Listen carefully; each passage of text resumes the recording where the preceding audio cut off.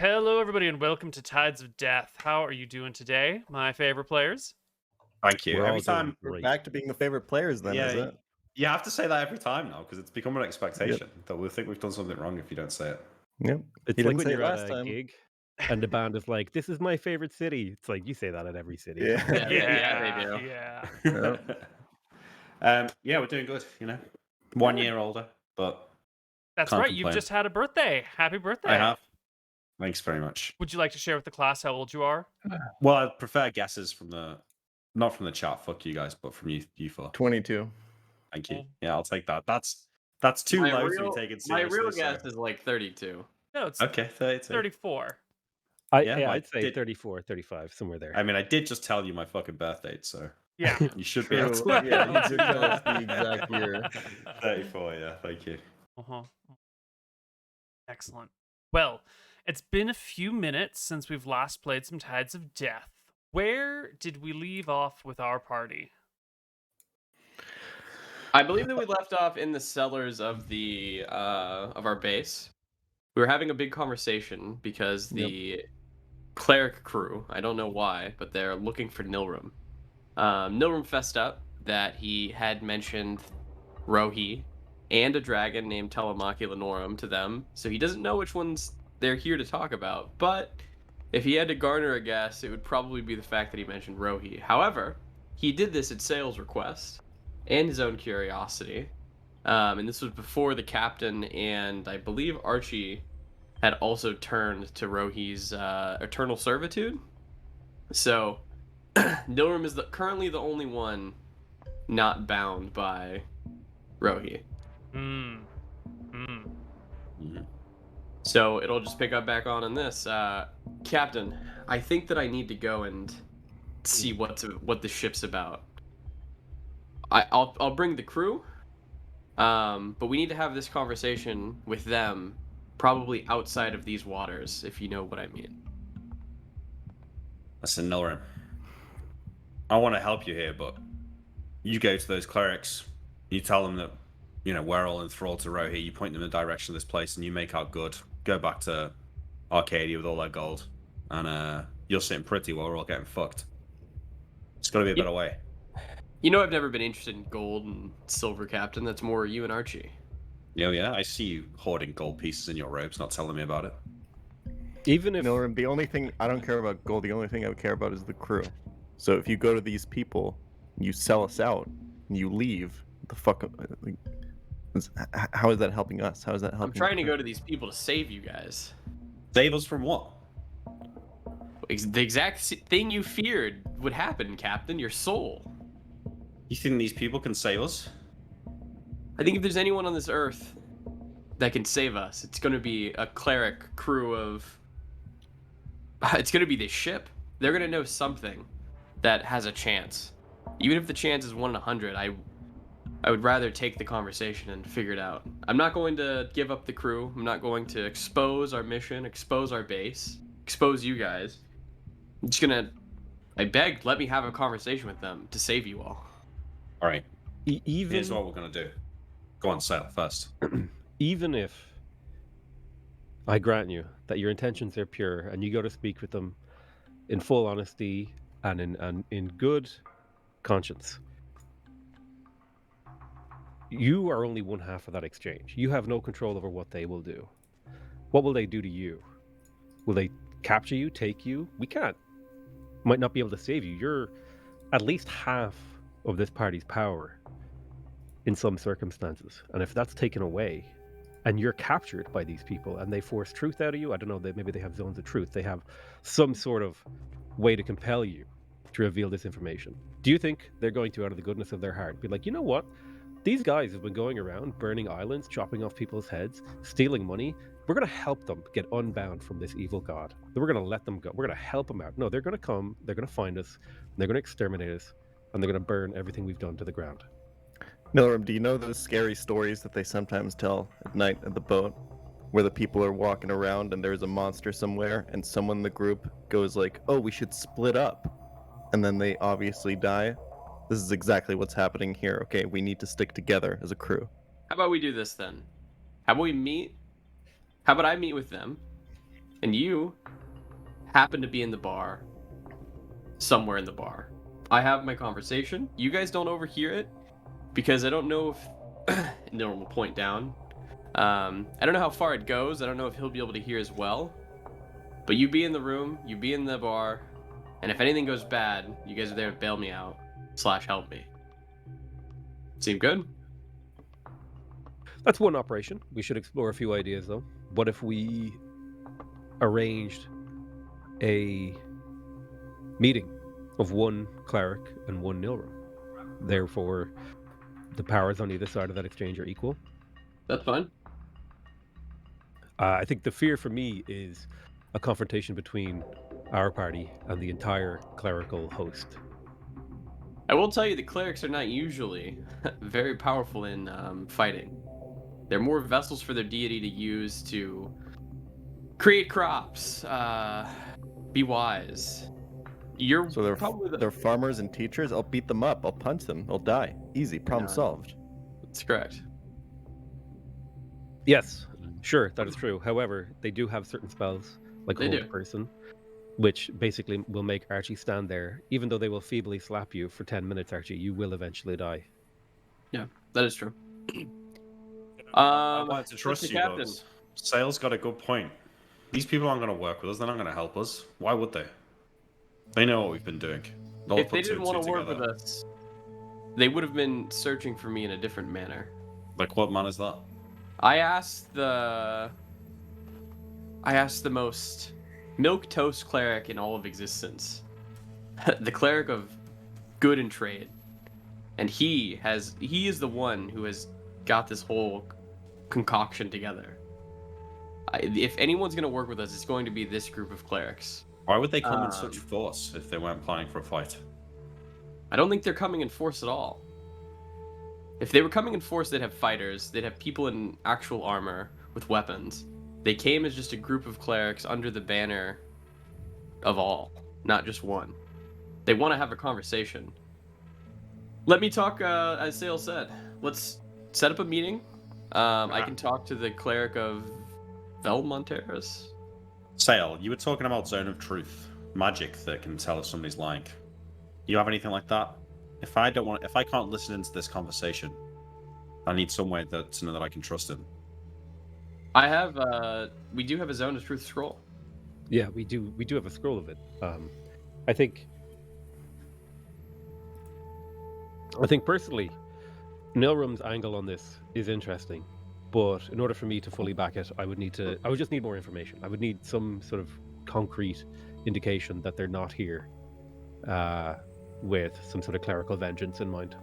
Okay, why don't we set up a meeting, and rather than attend the meeting, we'll spy on them.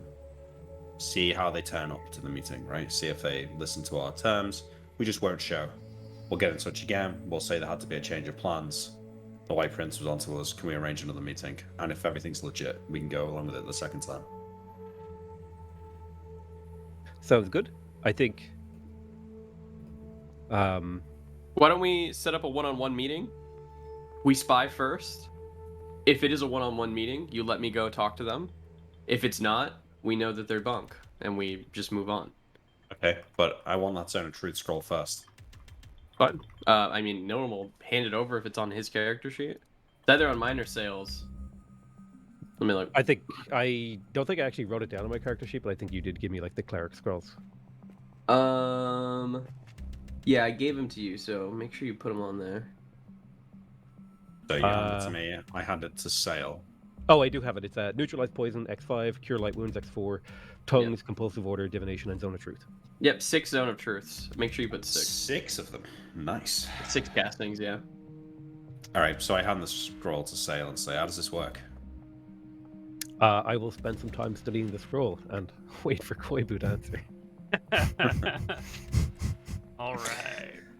So, Zone of Truth. I'm going to double check the text right now, but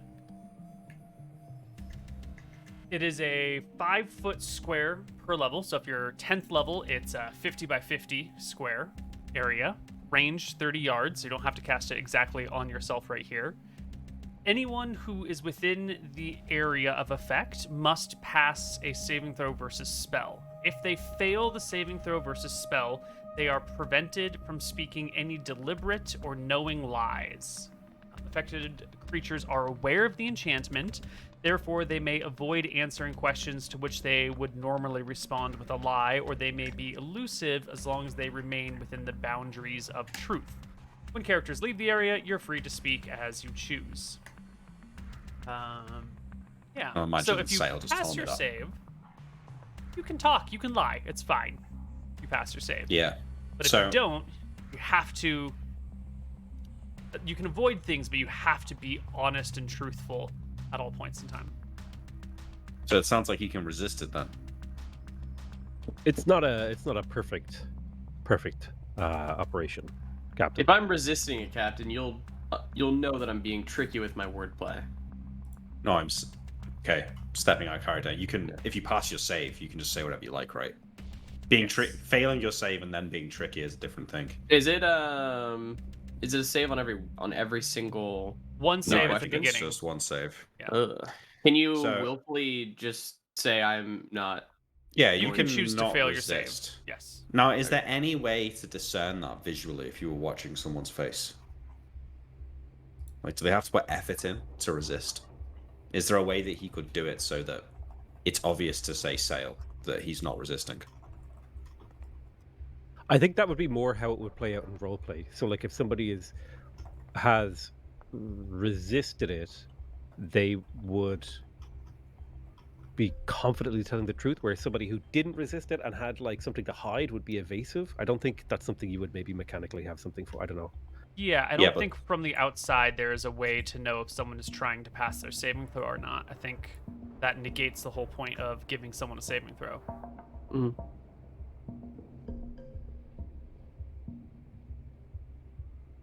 Yeah, I mean, the only real way to be sure is to just repeat it like 4 times. Yeah. Yeah, this is kind of going heavy for the roleplay, but I feel Yeah. like if we think- need to be sure, then that's the way to do it. If you need to be sure, Captain, then do it 4 times. It's fine. My answers won't change.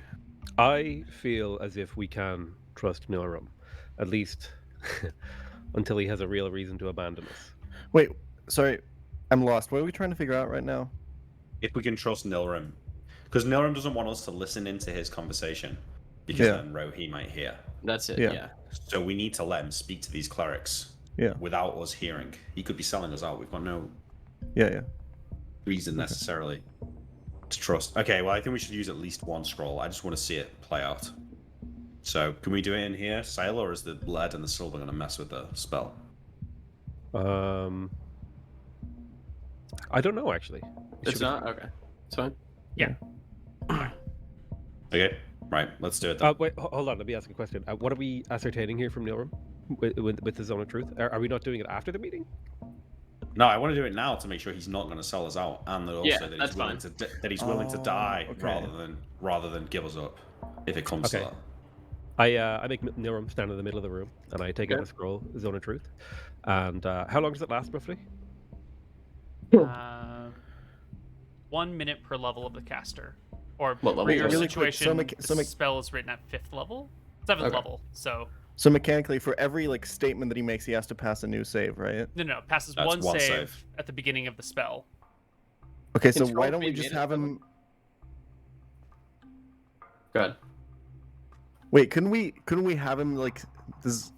Archie wouldn't think of this, but couldn't we have him like say something to confirm that he is like in the zone of truth? Like we say beforehand that he has to say like an obvious lie at the start, and if he doesn't, I don't know if that works. But how can you know if This he is like a isn't logic just... How puzzle. do you know if He he's just like lying or tricked not? you. Yeah. Yeah, but I feel like this is like a logic puzzle. I feel like Well- there's something that we can do to figure this out. Well, what if I cast Modify Memory on him that like forces him to tell a lie? Wait, how would that work?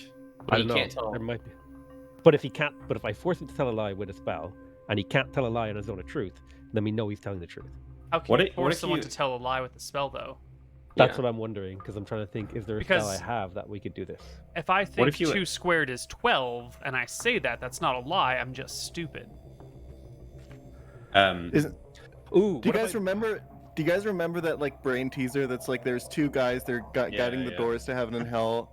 Oh yeah, yeah. But it's about something like the other one is lying or something like Yeah. that. It's a statement Yeah, to you fix need that. like the other thing. Yeah. What if we? What happens if you leave the zone of the truth and come back in? Do you make another save? I don't think that we should have it that way because then we can abuse it in the future. Like, oh, we're gonna bring him out, bring him back in, bring him out, bring him back in. Yeah. Like that would just be dumb for us. Yeah, I think one casting will affect you the same. If you leave the zone, you're free to speak. If you walk back in, you're under your same save. Yeah, I think that's the most sensible approach. Well, I guess again a little bit meta because I don't think John necessarily understands it all this much. I guess I would just say to Nilram, all right, well, make sure you don't resist the spell. I'll know. Yeah. Okay. I'd give it Nilram. After hearing one of the questions that John was going to ask, he is going to attempt to resist the spell, but yeah, Okay. it shouldn't be too Nilram. obvious. There is a command where you can roll dice and roll 20 and just send the that's result good. to the DM. do you It's do that? /GR. And then you can roll me That's /GR, fast. a 1 to 20, and that will be your saving throw that only you and I will know. All right, this is the real one. Okay. Okay, There you go. got that. Let me check Um, your character sheet, because that's... what am I rolling for here? It's a save versus Spell? spell. Mhm. Okay. I've been playing D&D with you now for 3 or 4 years, and we haven't done this yet, so that's nice. Mhm.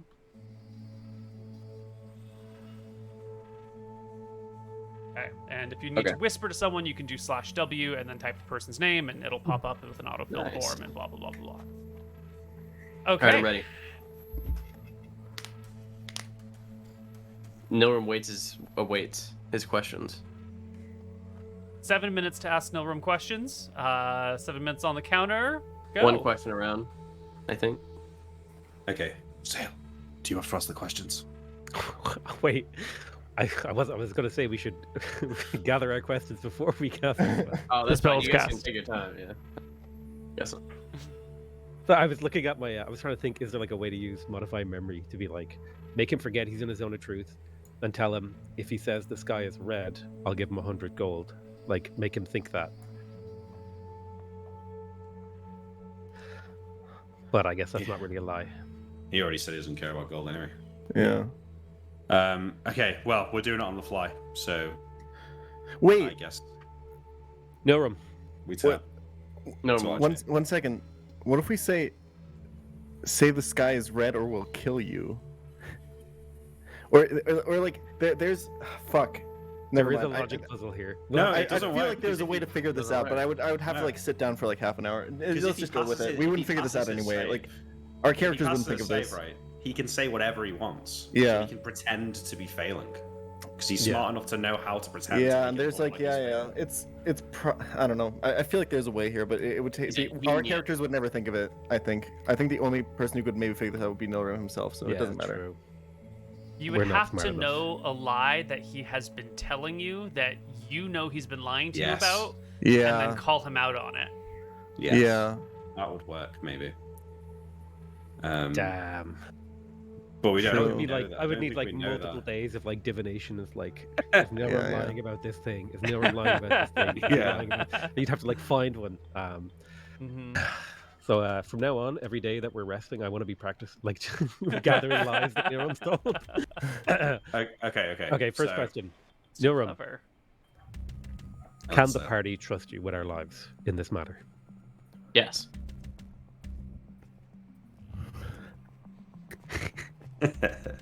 Nilram, if the clerics force you to choose between torture and death or giving us up, what would you choose? Torture and death. Does he look as if he's resisting the spell, Neal? No, not at all. No. Okay. Nilram, which one of I lo- us three do you think is the coolest? John. I look inside.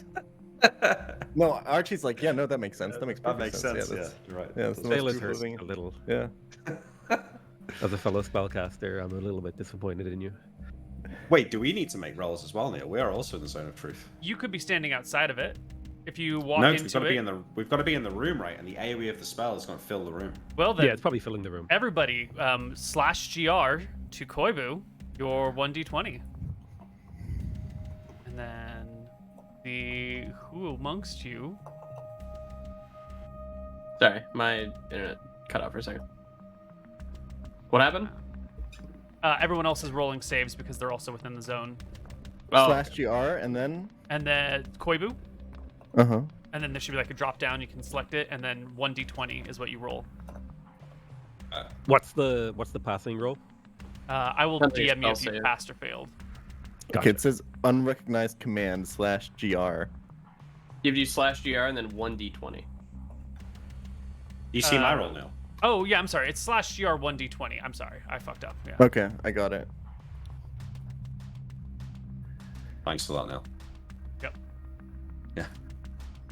Cool. All right. Everyone has either passed or failed. We've communicated their pass or failing to everyone. Please continue from where you were. Hey, so after he says John, I turn to Archie and say, Archie, I don't know, that seems like a lie. Well, it seems like the truth to me. You are the coolest, John. Look at Sale. I'll just. I look guess down I at the am ground. pretty cool. I guess I'm pretty cool.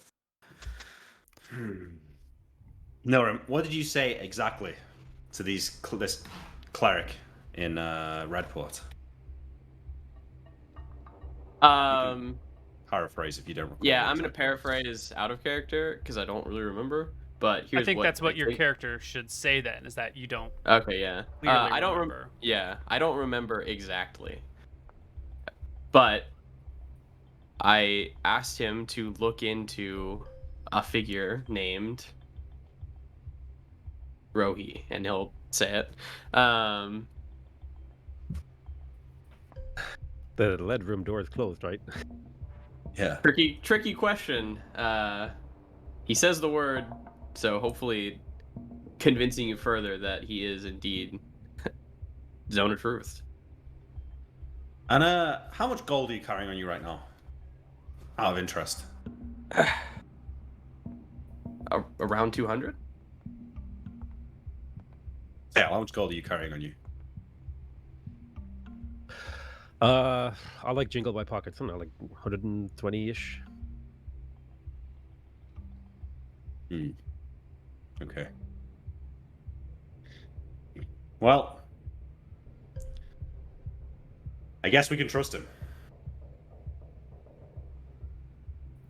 I don't know about these clerics, but We're still in the Zone of Truth, right? For another It's 2 probably like- minutes. Couple of Nilram questions. will ask the captain. John, do you trust me?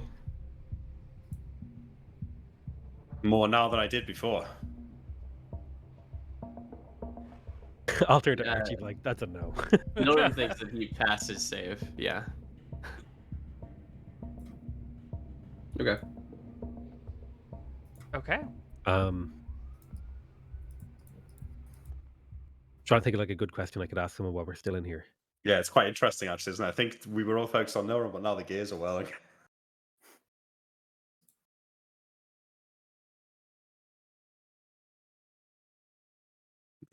Have you ever stolen from the crew, Captain?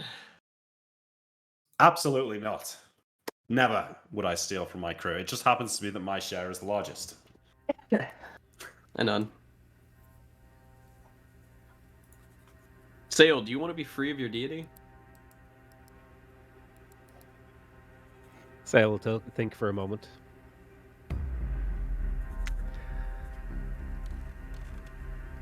I'm not sure.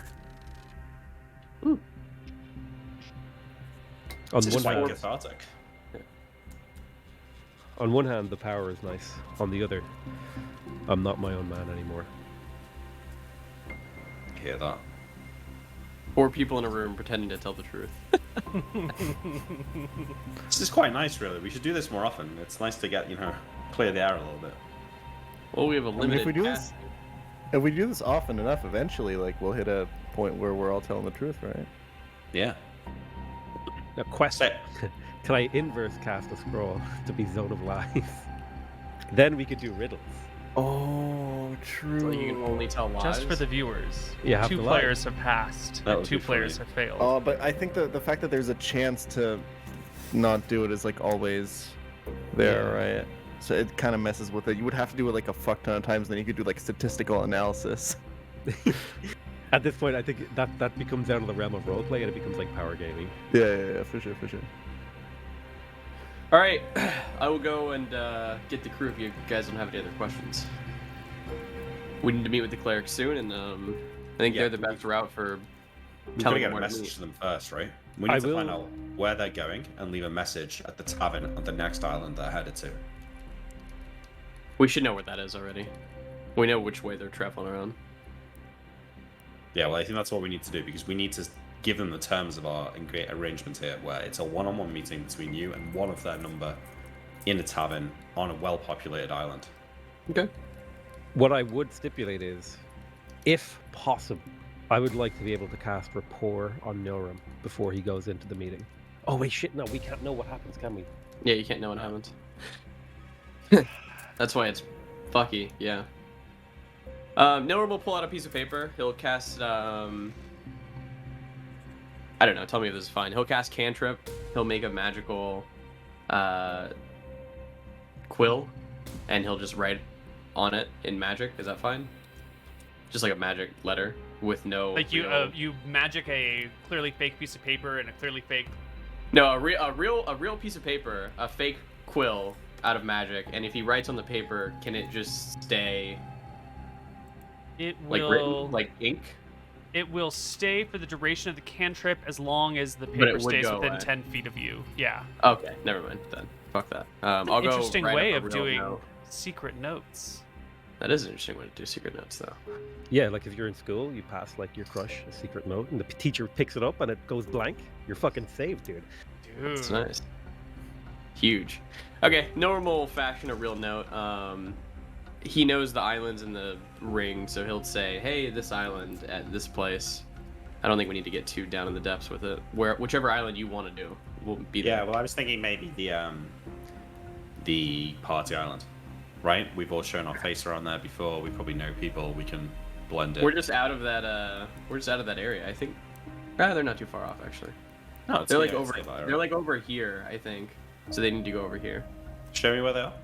Right. I You think mean? that Oh, we met okay. them like this way. They were going that way. Oh, and their ship probably can't go against the tide. I don't know. Is What that what ship you're was saying? it, Koibu? Well, you only saw them parked in the harbor. You gave them a moment's notice and moved on. Most ships go with the current. It's just much faster. You cover a much greater ground going with the current than against it. But this is one of the major problems here. On the big open ocean with 70-some isles,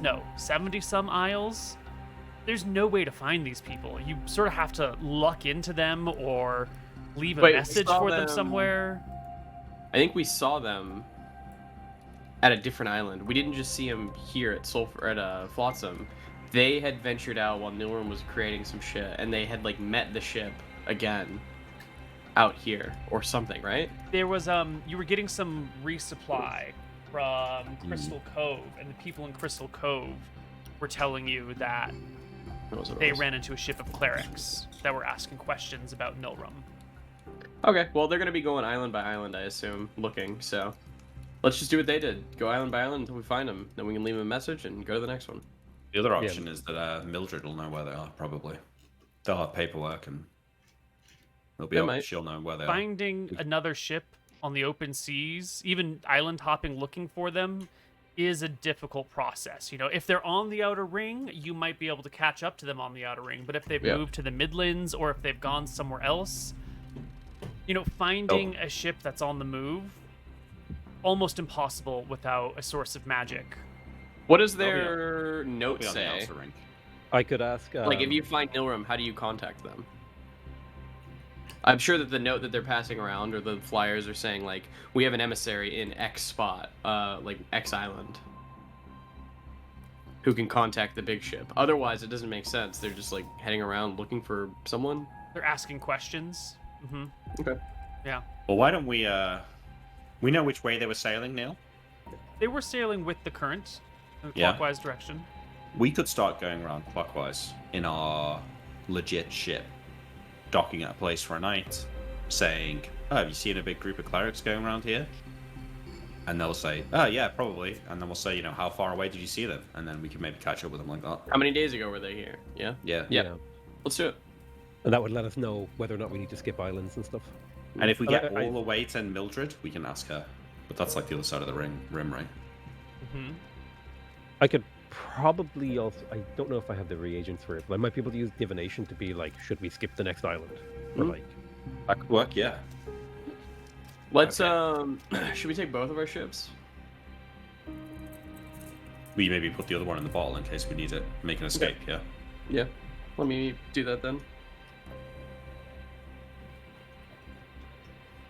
Okay. I'm ready when you guys are. Well, when we leave this room, we can't talk of this again.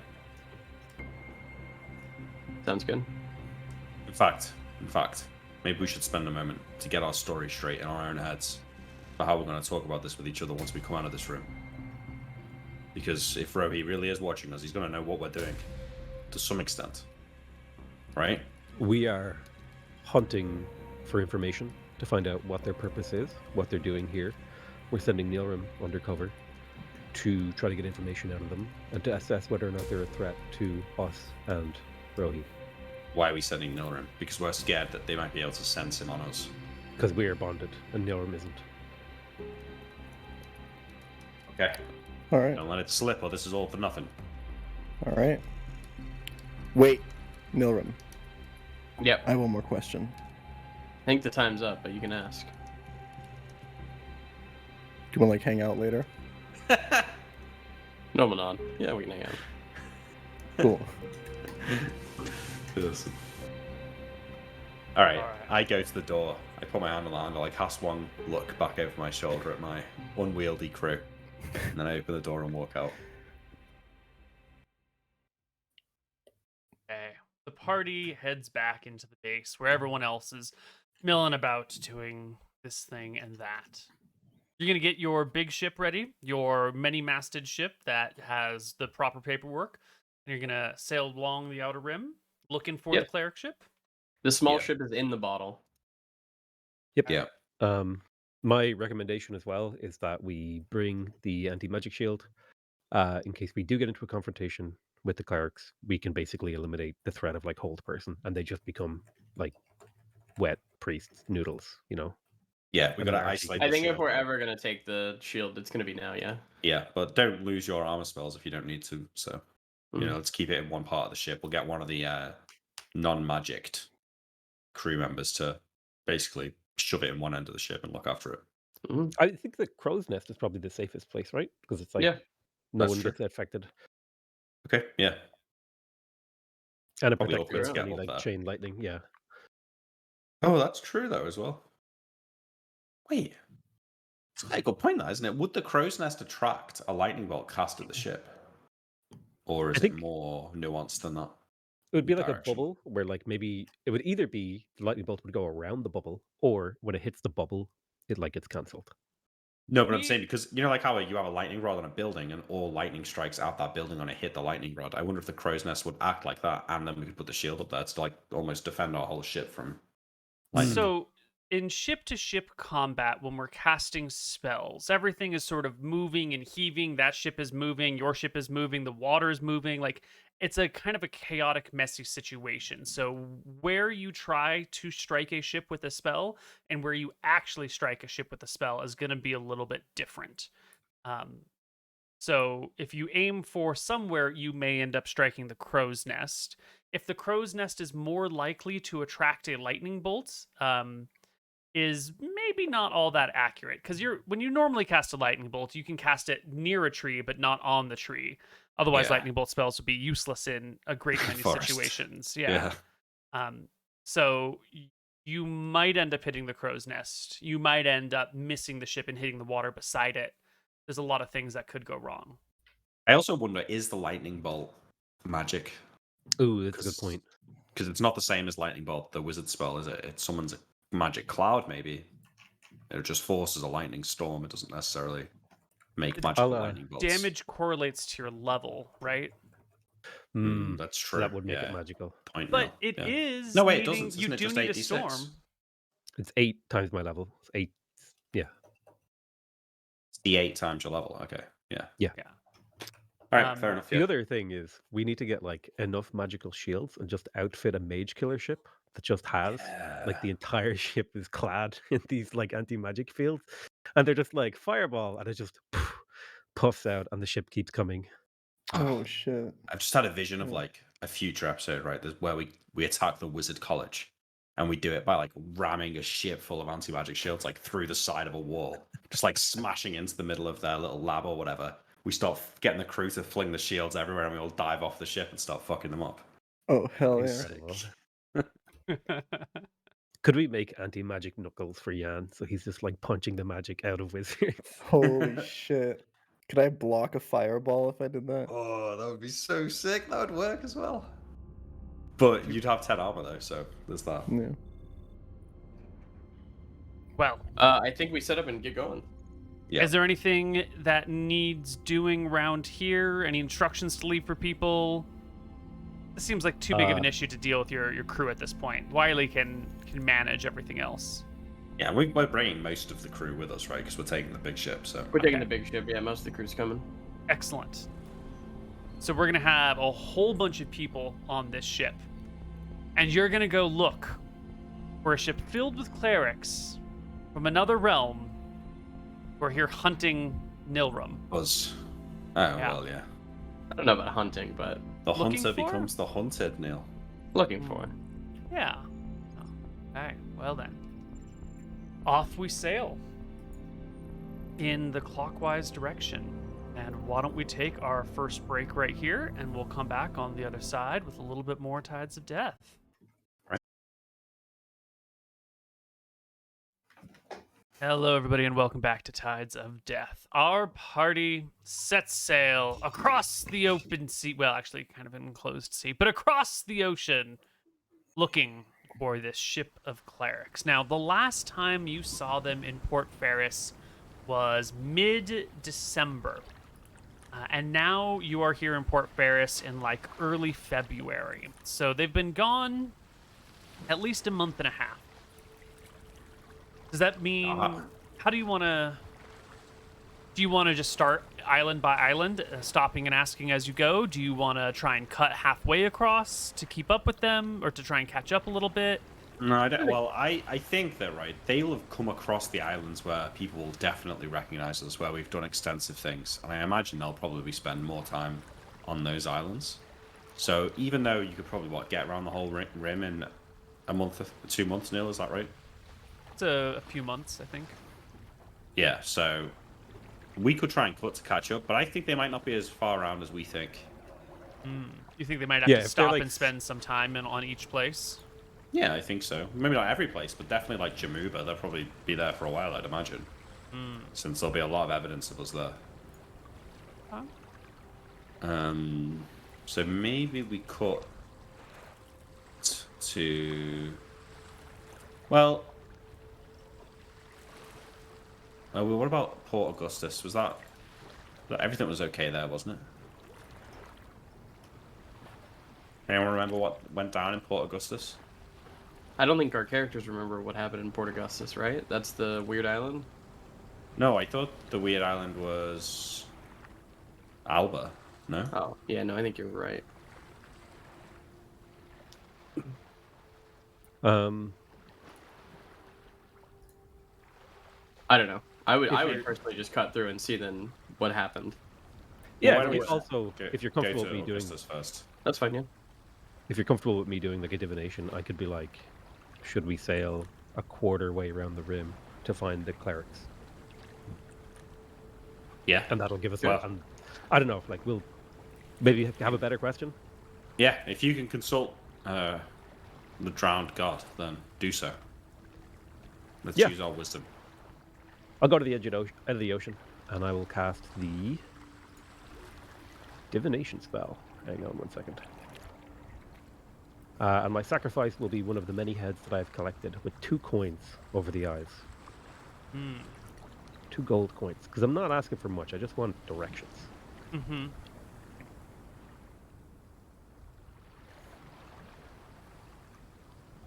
It's kind of like an advanced version of the omen reading. Yeah. Okay. had to check my math and my notes on sailing speeds here. What are you doing exactly? You're asking a question? Yes. My question is, how far around the rim do I need to sail? Essentially, but I'm trying to think of maybe, is that like a valid question to ask in a divination? Or Will we do?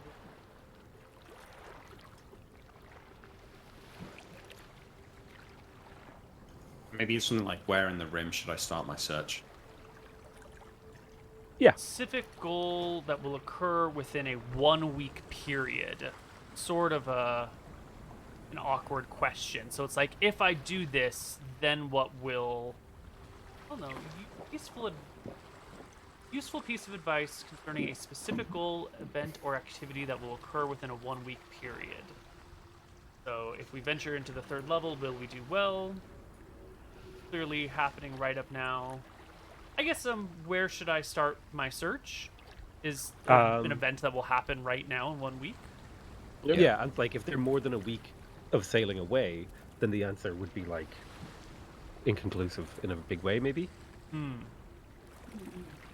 Well, no, because if you start your search halfway across the rim, then your search is still starting when you leave Port Ferris, right? You're just not getting there until Yeah, I suppose. a little while. Where should I go to begin looking, maybe? That way it clarifies that you're going to go and then look. Okay. That's a pretty solid way of starting it off. Because it doesn't tell you anything about the future, it just tells you about what to do right now. Yes. Okay. Which, so the which question, direction should I sail? Yeah.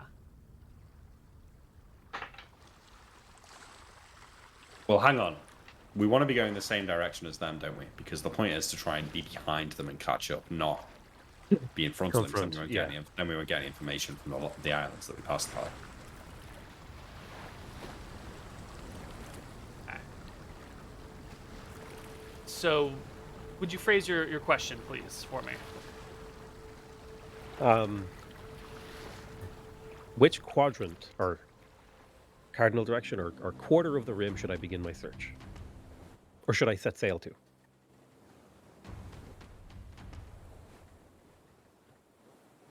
Which quarter of the rim should you set your sails to? Yes.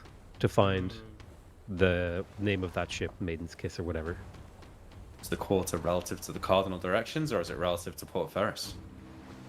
Oh, no. How many radians from Port Ferris should I begin my search? Only Nilram was qualified to ask that question. Yeah. Let's see. The answer will come to you. Answer is avoid the rim, sail to the inner ring. Well, that's fine. Is that fine? The middle ring, right? Have we been Inner to the middle ring. ring yet? The inner ring. Inner ring. Inner ring. We're sailing. Okay. Right now. I return to sail's the just party about and I'll just say, information. okay, guys, we're gonna go find Telemaki. Well, the inner ring should be fine. We're on a real ship. If we're ever going to travel, then it's going to be on this ship, this real ship, where we have the paperwork. We're fine. No one knows. Us four shouldn't be seen, but the whole other crew should be fine. Maybe we use the crew to go on board, on land. Ask the questions. Is Have there one of the any crew- magic on your ship? Just us? Yeah, we've got Just magic weapons, yeah. just the weapons and the spells that are cast on you. You're not bringing the drums. We wouldn't bring the drums necessarily on this ship. I mean, we probably would bring them. but We're gonna have the drums, but we're also gonna have the anti-magic shield. So we'll probably keep all that in stores. Would they not? What if they come on the ship and check?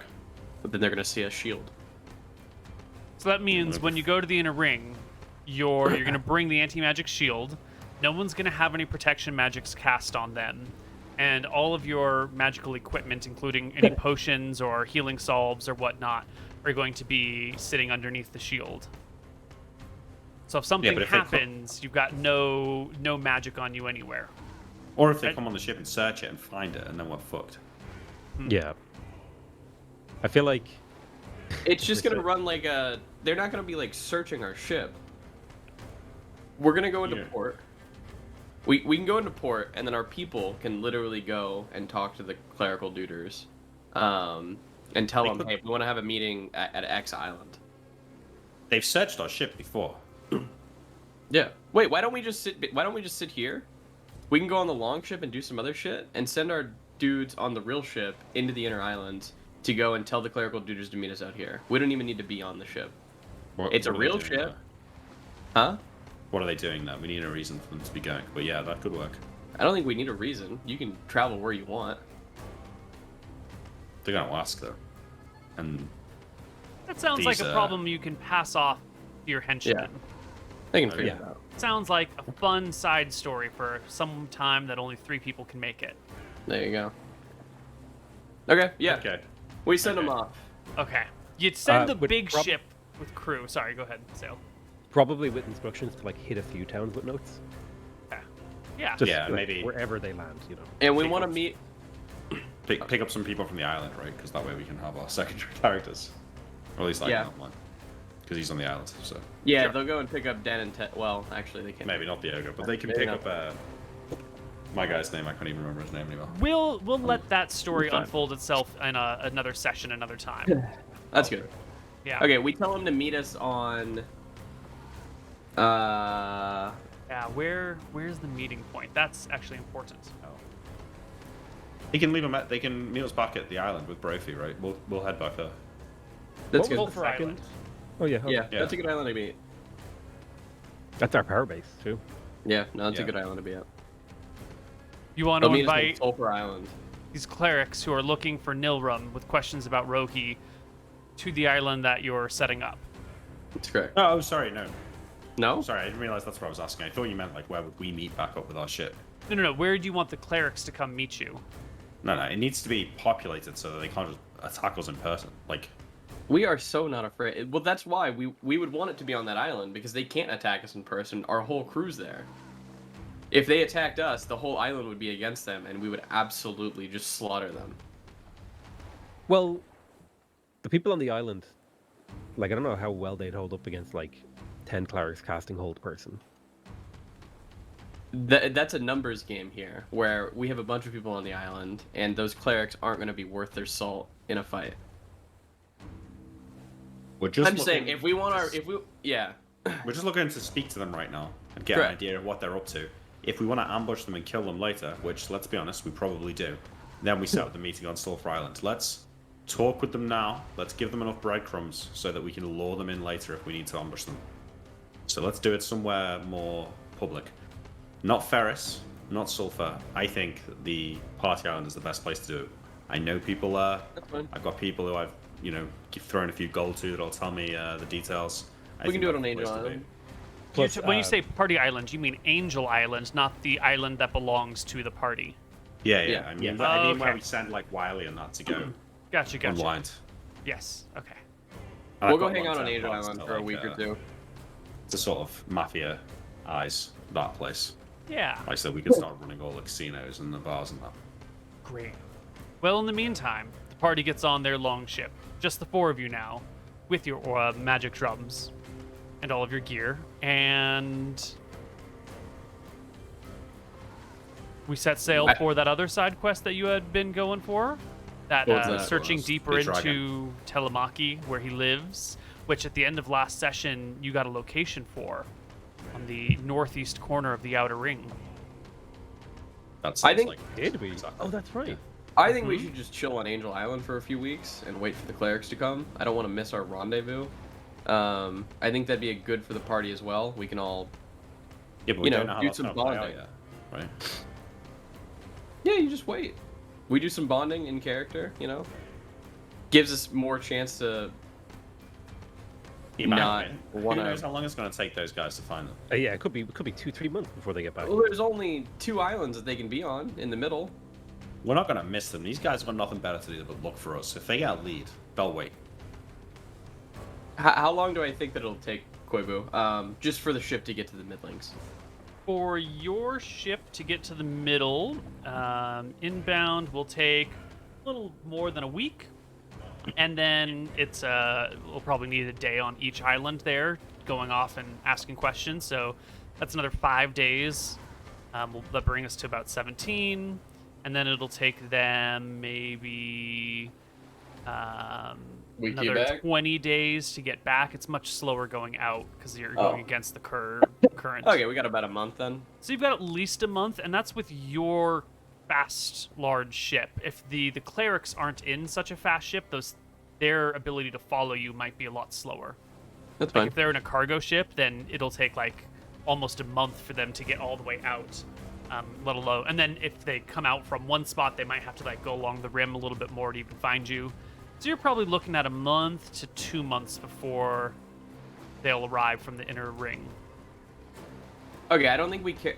Do we care about the dragon? I Yeah. asked the party. We Why? released the dragon. It's related. Yeah, To it him.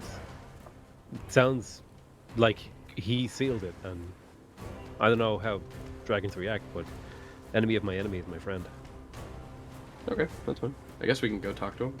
I just don't know if a dragon's gonna want to be concerned with us. I mean, we freed him, so maybe he owes us a debt. I think we We can go over negotiate a there favor. and we can ask the drowned one what the situation is with the dragon. Maybe when we're closer to it, we'll get a better answer. We're the But, Crimson Fist. He better be concerned with us. Come on. Damn right. You ever seen a man punch a dragon to death? You will. Yeah, soon. Campaign goals. One thought though. Why would our clerical friends be heading to the inner room? But look for me. Perhaps. Um, Or perhaps to speak to someone in particular about you. yeah. It could be multiple of things. It could be they are rendezvousing with maybe another party, someone they know, or they are going to meet as a delegation with the White Prince, his men, maybe some of his people. Maybe this will be initiating a larger search, if indeed it is a hostile search. There's a lot of reasons they could be going to the inner ring, in my opinion, Captain. Okay. Let's sail. Speak to the crew on the ship and just make sure they understand the delicateness of the situation. That when they hand this note off, it needs to be done like not in a direct open place, and if possible, like slip to them without them even seeing the person who gave it to them. Yeah, like hand it to a third party who will deliver the note. Yes. Yeah. Because if they've spoken to the White Prince, and then we go like, oh hey, come back with us to our island and meet with us, we might be in a world of trouble. Yeah, the Sulphur Island might get scoured for the second time. We should also be prepared. They might go with that note to the White Prince and say they want to meet here in the rim. Now, if that happens, I think we have to. That's where we should have a show of force. If they try and come all the way out here with them. Yeah, if we're on our way to this island to the east, perhaps we could stop in the towns anyway and ask questions about how they were conducting their search. Were they aggressive? Were they curious? Were they diplomatic? How were they presenting themselves in their search? That makes sense. Okay. So that would give us more information about how trustworthy sending the note might be. And remember, if we see the White Prince's ships out on the rim, and it's not complete suicide, we're going to do something about it. Hell yeah. Okay. So, yeah, I guess maybe I ask Archie to go and deliver that message to the crew to make sure that they're all okay before they leave, but then we can go. Yeah, sure, Captain. What's just to confirm, what's the message again? Well, I told Sale. Sale's going to go with you, and he'll explain it to you, so you make sure you get it right. All right, you got it. All right. No way I Our, can fuck this up. our party will set out from Port Ferris and head to Yuma, the first stop along the way. Yeah? That what's No, I going think we down? can skip Yuma. Let's stop it like Augustus and Yeah. yeah, let's just stop at Augustus. Yeah. Fort See how that goes. Augustus. First time being here, I do believe.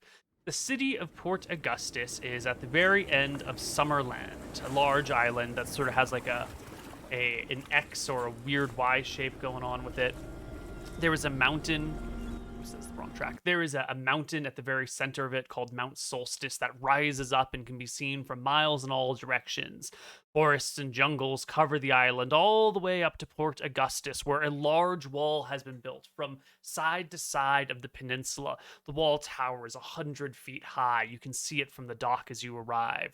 The town is a busy, bustling little epicenter of civilization out here on this warm, sunshiny island with nice, cool breezes right across the narrows of the peninsula. Lots of fishing, little tiny bit of farming, lots of woodworking and hunting, furs, skins, seals, that sort of stuff. Can all be found here in Port Augusta. So when we're within like sight of the dock, like a decent rows away, I'll shout like, "Anchor's down!" and we'll anchor the ship out here. And I'll sort of call everyone onto the. I don't know. This is a tiny little ship, so it's just Tiny ship, yeah. You're But I'll screaming for say, no reason, Captain. You're right. Sorry, I got ahead of myself. We've not got the big ship. We've not got papers. There's no point going to the dock. Do you think we could one of us could row in on a rowboat and ask our questions and leave? Because I don't really want to have to waste our bottle. Are there any Lying fishermen on out shore. here, Koibu? Totally. Can we just hail a fisherman? Good idea. I asked the captain. Yeah, that's a good idea. It's a really good idea. We can offer him some gold to go and ask the questions for us if he doesn't know. Yeah, I'll pull out a bag of 4 gold. Okay, yeah. Over there! I shout and start waving to a Yeah. fisherman. A pair of fishermen are out on the water. They see your ship rowing over to them. I take it you're rowing by hand, or are you rowing with your ghostly sailors? No, by I think hand. we've stopped and dropped anchor and we're trying to get them to row to us. I'll wave a bag of gold in the air, or a bag of coins. Yeah, it's gonna take them a little while. They've got their nets cast into the sea. They gotta pull them out, haul in whatever they've got. But eventually they'll make their way over to you. They give you the give us 10 minutes while we pull up our nets signs. Yeah. And soon their Okay. little rowboat comes on over towards yours. They give a chuckle to themselves. This boat with just the 4 of you? How the hell did you get out here? He's strong. Look at him. He can row for 10 men. I suppose. Anyway, my name is Bob. This is my wife, also named Bob. What do you need? Huh. Lord and Lady Bob. I look to Nilram and say, we're looking for some people that are looking for us. Think they might have passed through here. Wondering if you've seen them. Big ship, probably. Clerics. Bunch of them. Oh, the Arcadian ship with all the clerics? Whew! Then the talk of the town. Yeah, they're the ones we're looking for. They're How do they looking for seem? you? No, they're not looking for us. Looking for a friend of a friend. Uh-huh. How do they seem? They seem upset. Well, clerics all for justice and Velmontarius this, for Astaire, god of law and society that. They have weapons. They have people with them. I mean, they're clerics, right? Doesn't that mean, by definition, that they've got magical, spiritual, ghostly Yeah, I know, weapons? but they have armor. They have swords. Did you hear what they wanted? Bows. Well, they're looking for a man. I throw the bag of coins over to their side of the ship. Catches it. It's Hey, probably like 100 silver. So looks through it, nods appreciatively. He's looking for a man who's about 5'10", 180 pounds, sort of dark hair. And he looks at Nilram. They had a flyer. Cheekbones and nose and eyes look pretty similar to what that guy is. I mean, based on the flyer that I saw a couple, last month, they're looking for someone who looks a lot like him. yeah, okay. So let's say they're looking for him. Theoretically, I mean, it's a friend Right. of his that looks a lot like him, but His twin brother, his evil twin. Yeah, got it. yeah, they seem like they were out for blood. They didn't really say we need to find him and murder him. What's the steps wanted in. posters say? Did it say wanted for something or? They were asking about a man who had come to Arcadia and had said some interesting things. They said they needed to speak with him and that he was very dangerous and that if we saw him, we should not talk to him or engage with him. And if they come by, they would pay us some extra money if we could give them any information to where his whereabouts are. Don't you remember, Well, it's really sweetheart? And she awkward. looks to the husband, who's like, yeah, they did say he was super dangerous. We're not Good we're thing not he's the dangerous. good twin, right? And I'll slap Nilram on the shoulder. How'd you say you rode this big boat? Don't concern yourselves with that. There's I mean, only You know, even if you can row for 3 men, you can only row on one side of this boat at a time. let me teach you a little lesson here, guys. Sweetie, don't ask you know, the nice it- men questions like that. Just go about your If- business. Exactly. You know, if you're going to sell us out, then at least pretend that you're not going to, because you're liable to get yourselves killed talking like that. I just put my feet in my mouth all the time. I'm sorry. I don't know how this works. Well, you know, you've taken the silver, right? Happy with that? You don't know who we are. You don't Yeah. know where we're going.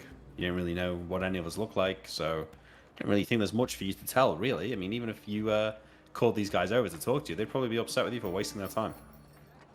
Probably best to just take your silver, go back to your fishing, and, you know, worry about the next thing on the day. I suppose that's what the White Prince's men were thinking too when they left town. Okay, have a nice day. They begin to get back in their boat and push off from yours and sail out way past the point where they were fishing, leaving their Wait! buoys and crab traps. I shout back after them as they start to row off. Just know that it's only been a few seconds, Neal, so they're Sure, not sure, out yeah, yet. yeah. When were they around? Right before winter solstice? How long did they stay? I don't know. I didn't see them in town at all. I think they were only there for a day, maybe 2, maybe 3. I didn't Okay. see any of them personally. Away from away. Good luck with the fish. And they're out. They turn to the group and shrug. Do we want to go and investigate more and talk to people who actually had contact with the clerics, or do we want to move on to the next island? I think And a we month move is on. good enough info. Yeah, let's go. I reckon wherever we end up looking for this dragon, that whoever lives on the island will probably swim as well. Yeah, where's the dragon at? Well, there was a flubbed roll, and so we have a general location, but we're not sure which one. And so our Oh, party yeah, will sail along, skipping Colrogia, where the dwarves Can I give you a live. navigation check? Yeah, if you're just gonna cut Brilliant. these islands out of the way just to pick up some speed, then you can cut right on through and make your way between or near the 2 islands known as Rocky Ridge and Hookfin Island. It's over here somewhere that your divination returned. This is where you would go looking for Telemaki. Now, when you come by these islands, and you've sailed past them a few times before, you don't see any ports or towns or cities. You don't see any docks. You don't really see any signs of civilization at all. You'll see that there are a lot of rivers coming off of these mountains that flow into the sea, and the grass, the land here looks pretty good. There's trees, there's grass, there's forests, mountains, fresh water.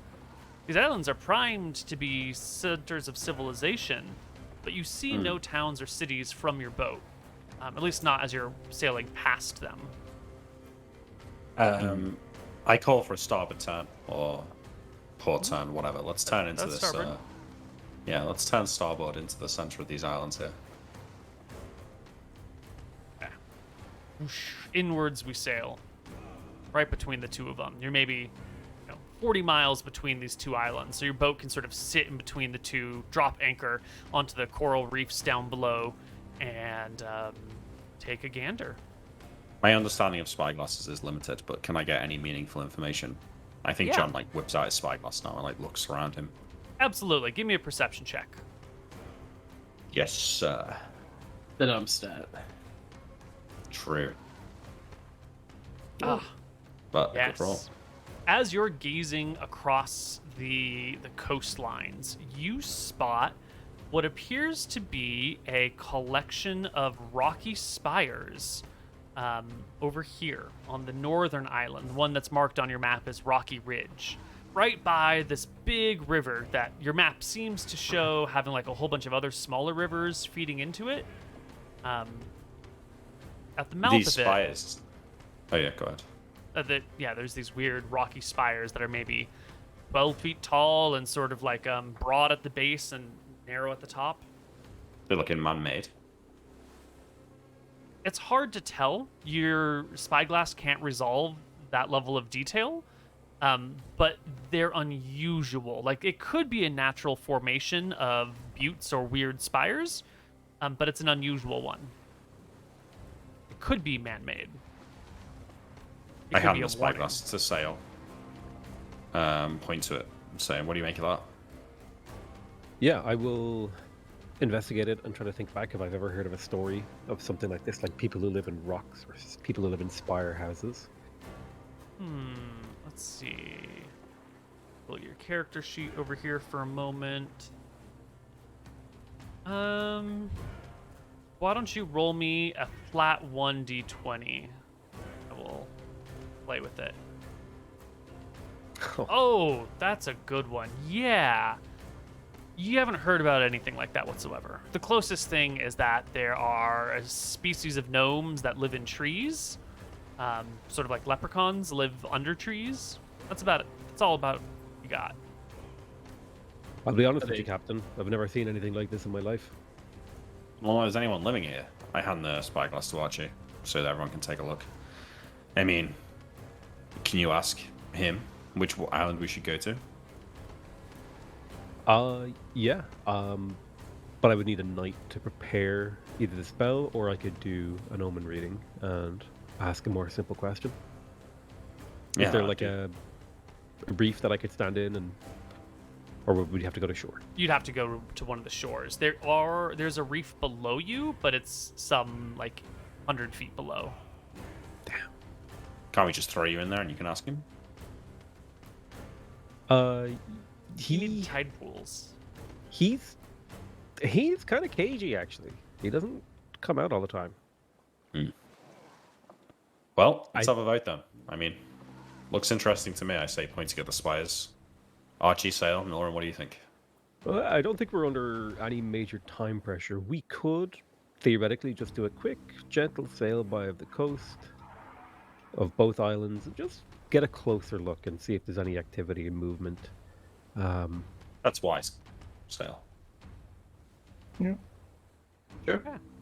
You opt to do a little drive-by, just a little quick cruise, and as you get close to the rivers, that collection of weird rocky spires comes into better focus. And from the now quarter-mile distance with your spyglass, you can make these out to be the remains of stone chimneys, as if there used to be a village here and it burned down, and all that remains are the stone chimneys that backed one side of them.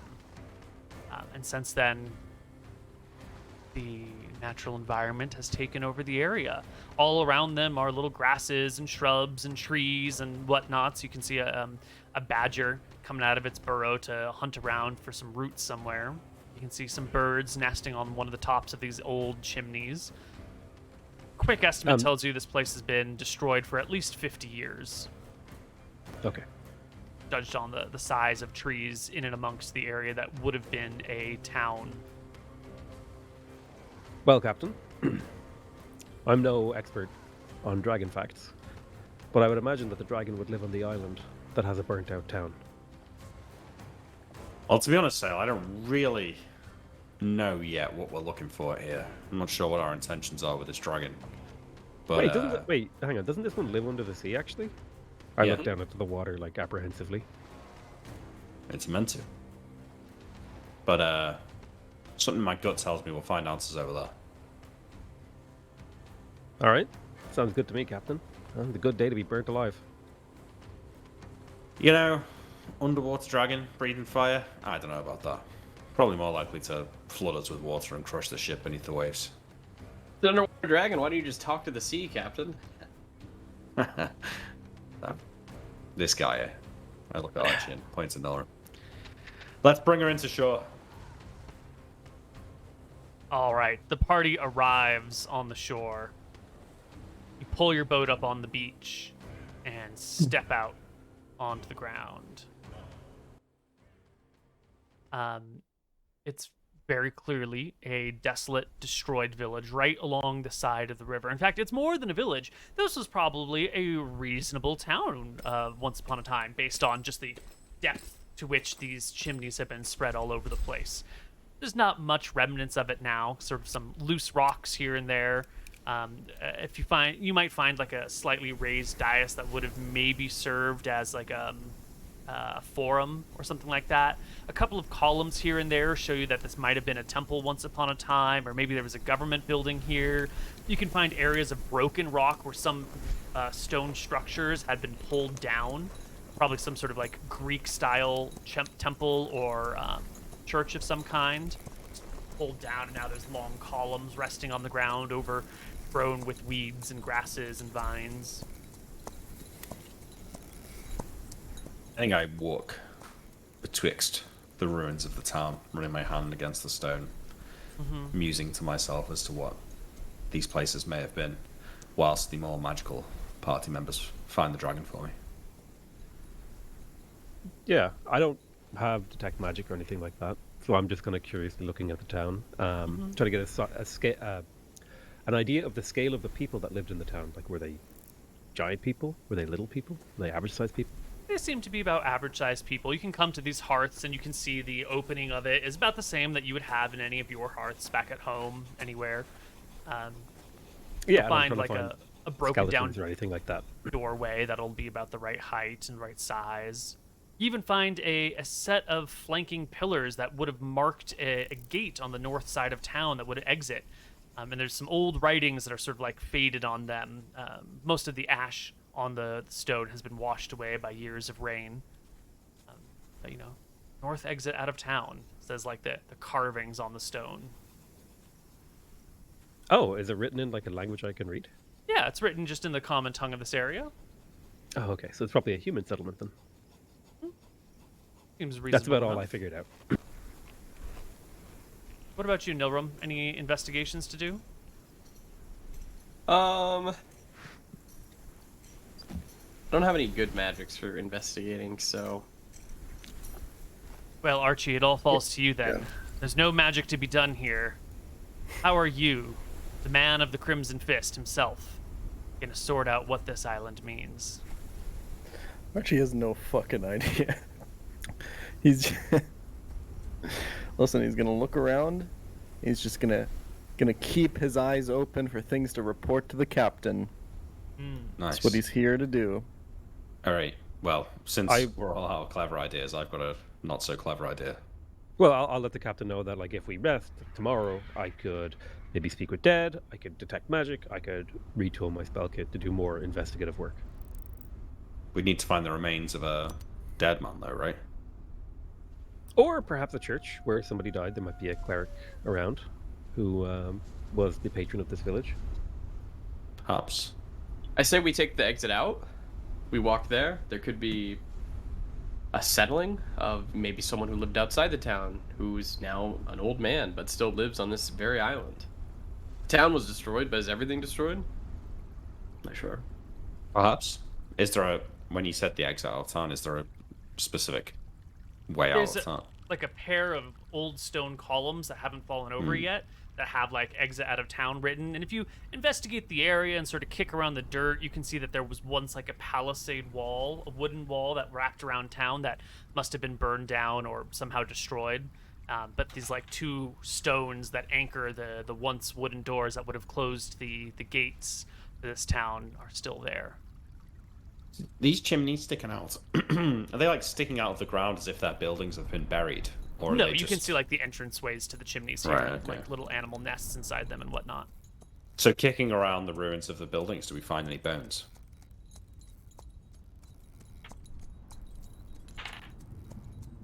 You do not find any bodies or bones.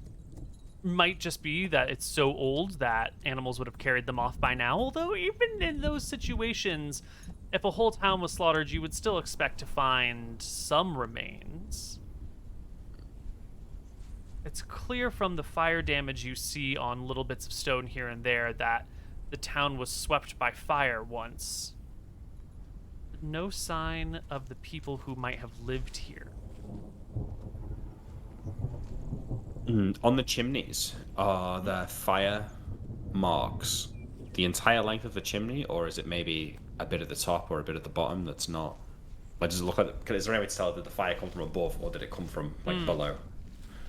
Oh, that is maybe a little bit too difficult. Between the decades. Is there melted stone?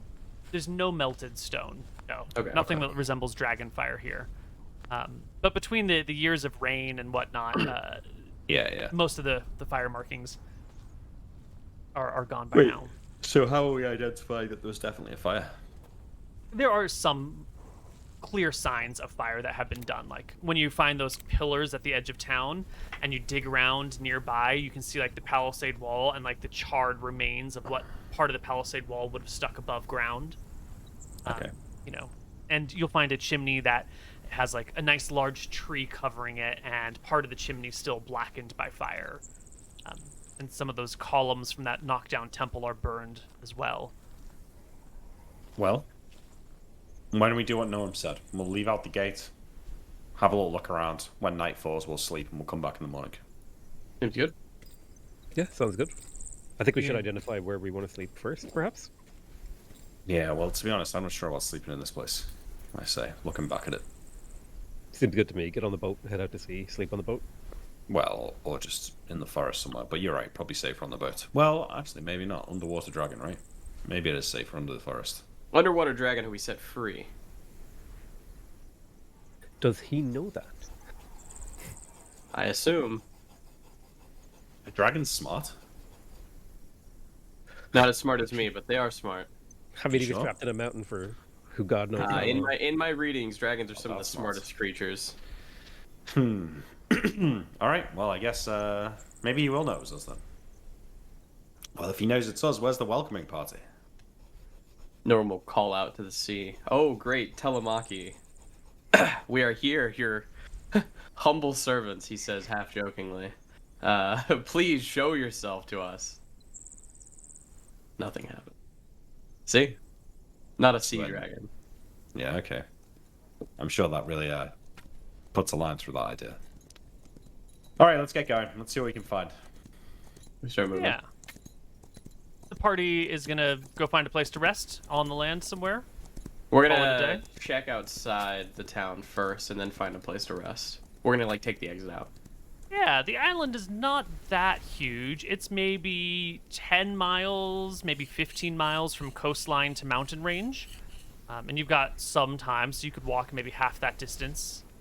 It would be like a 2-hour walk up the river to get halfway to the mountain range to check out, if you wanted to go Yeah. up the river, or you could go along the coast in either direction. Those seem No, to I be the think we're most following sensible. the path out of the town. Yeah. Wait, you said there was a gate, so we're gonna go Yeah, there. yeah.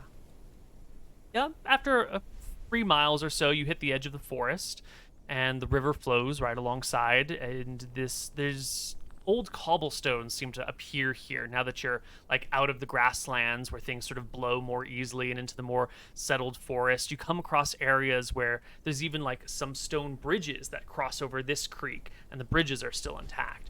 You walk a little farther, and the ground here like has some broken cobblestones that have been disrupted by roots and are now poking up through the earth again.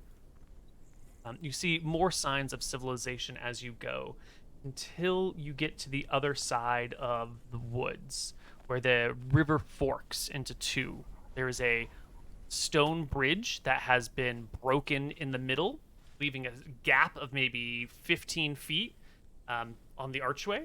And on the other side of that river, on the other side of that bridge, is another ruin of another town that sits in like the confluence of these two rivers that form the one you followed up along.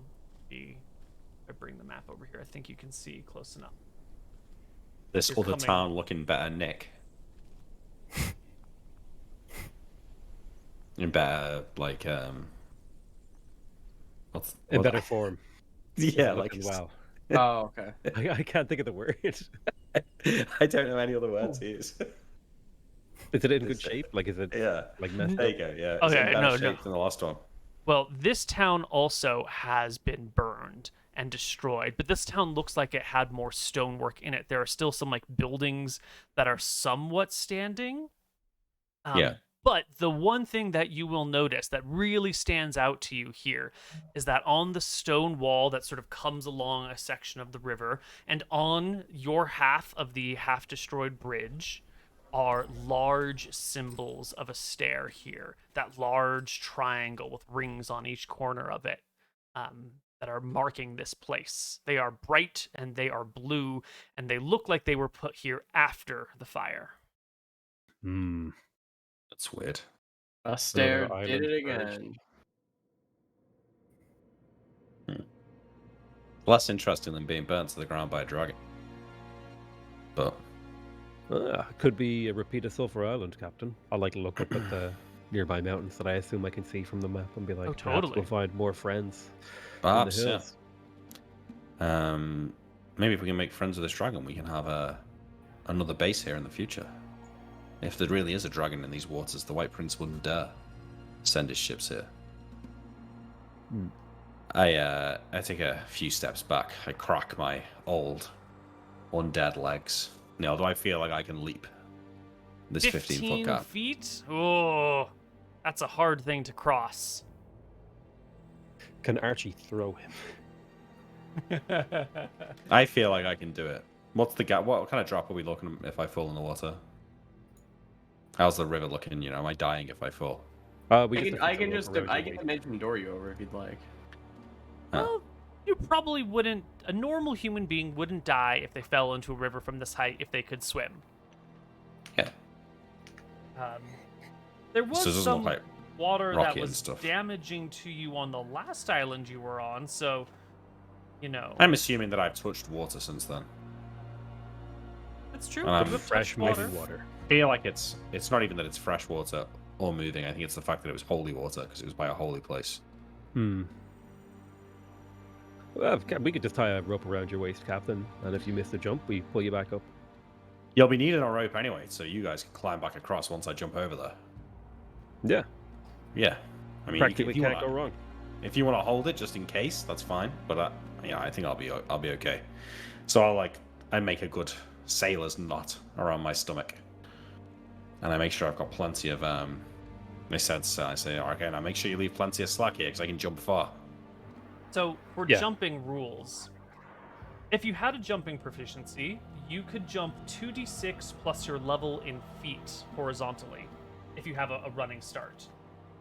But you don't have a jumping proficiency. No, I don't know.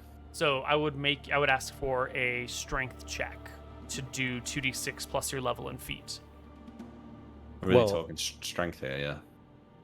I have been maintaining unfailing endurance on everyone, so I think this might give him +4 to that check. That would be for like running a long distance, because this is a burst, not a. So I need moments is what I would need for this. I could just teleport you over. I look at Nilram. And I turn back around. And I crack my knees. No need, Nilram. I'll be going across. Neal, can I maybe just like jump and aim to grab onto the wall rather than like make it all the way across the gap?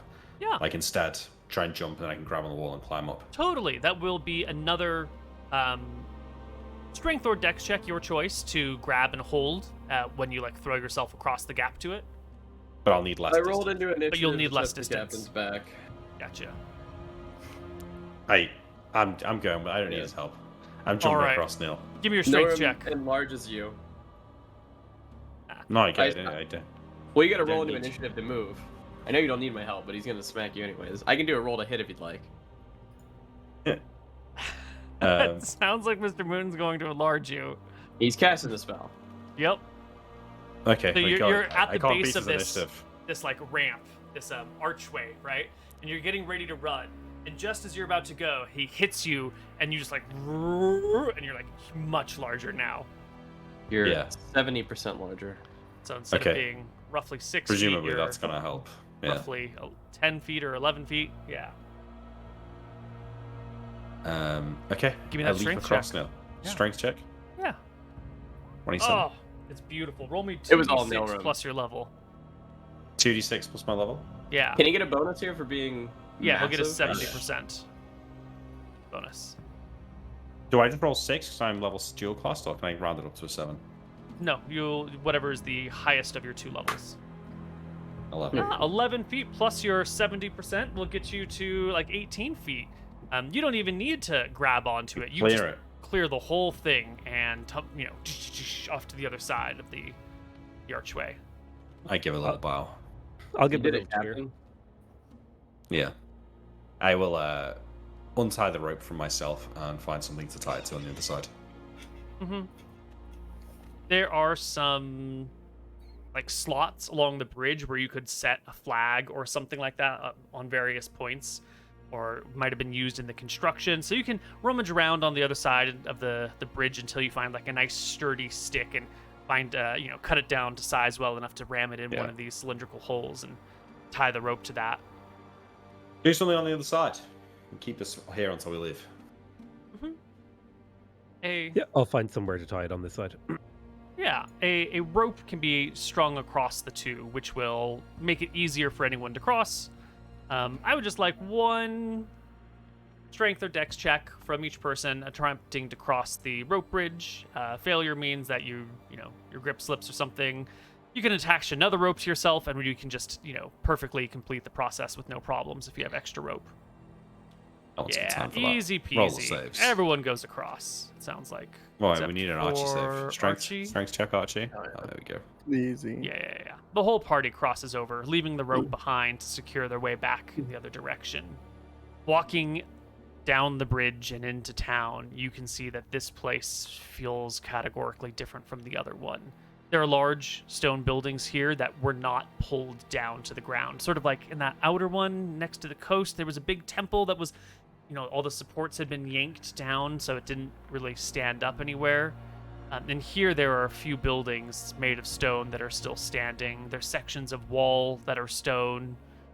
And the ground here doesn't grow with grass or trees, and there's no animals or creatures. It's like people were driven out and nothing returned here. It's barren and wasteland. It's desolate and abandoned by man and by nature. Do I see like skeletons lying around? No. Can I bend down and take up a scoop of the soil? Yeah. And is there anything living in it? There's just completely, there's no worms, there's no insects, it's just barren. No worms, no insects. Give me Is the ground dry or is it? It's dry. By all accounts. Okay, it's dry. Yeah. Still, give me a wisdom check. There you go. Yeah. You tasted a little bit and it tastes salty. That was actually the next thing I was going to do.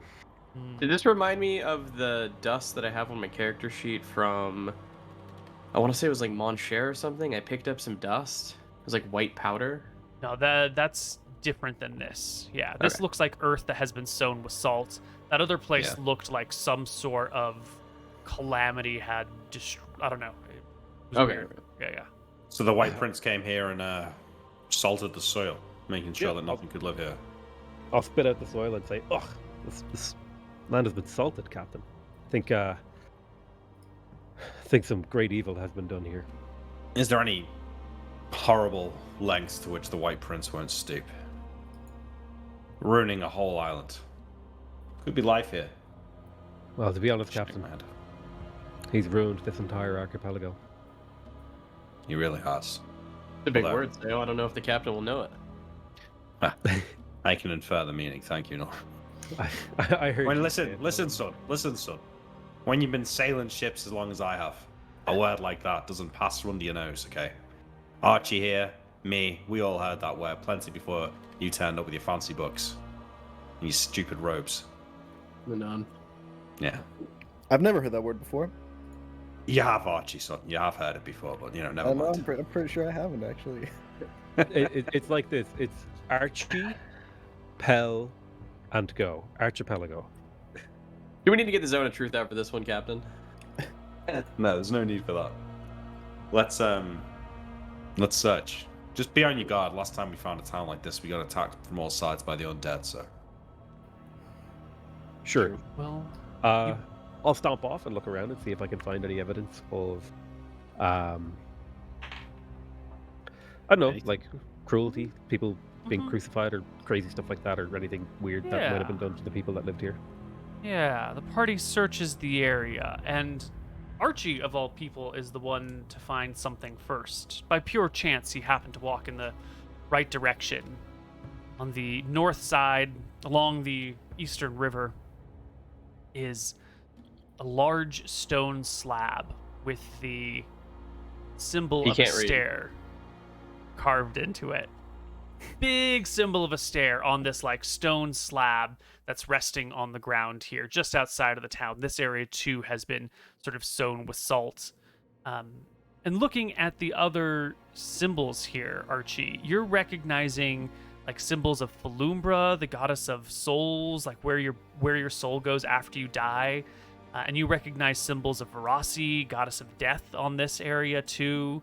You see symbols of a stair and symbols of Velmontarius, the god of justice, are written here. It's clearly some sort of sacred site with a lot of deities attached to it. What does Archie think when he sees this flat, large stone, maybe 20 by 20, with symbols of the gods of death, the afterlife, justice, and the White Prince written on it? Well, I'm not so sure that Archie would recognize them immediately. So if he'd like look at them, he's like, have I seen this? I've seen this before. And then he would call over the crew, Captain, hey guys, There's like- finally.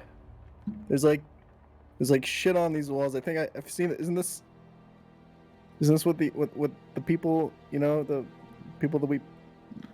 Archie, don't touch anything. I'm coming. Wait. And I'll hurry over.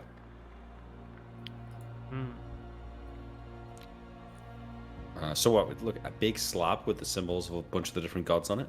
Yeah, a stair is in the very center of it all, and then on the corners you see Falumbra, No.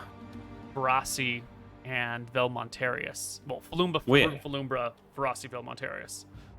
It's like a temple, right? Like with the major god in the middle, and then all the other gods are on the outside. Yeah, Falumbra's represented twice on opposite corners. Velmontarius, god of justice, is on one corner. Verasi, goddess of death and sort of the Grim Reaper, is on the other corner. And it's just a slab. Does it have like rivets in it for draining blood, perhaps? It does not.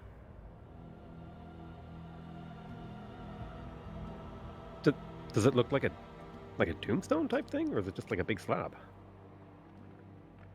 In some old English churches, you'll have like flat tombstones on the ground within the church. It could look like one of those. Says that. My eyes light up. We bring a shovel? Let's get this thing open. Could be untold treasures down there. Although, based on previous experiences, perhaps Nilram's the only one who can go down. Did we bring a shovel, Captain? We most certainly did bring a shovel, right, Neal? It's On back our on the boat, boat. I guess. Yeah. We could enlarge a stone or something. I don't have any more enlarges. That's fine. Is there anything around that we can use to get leverage to open this thing? I mean, we do have an archery. Do we think it opens? It does open?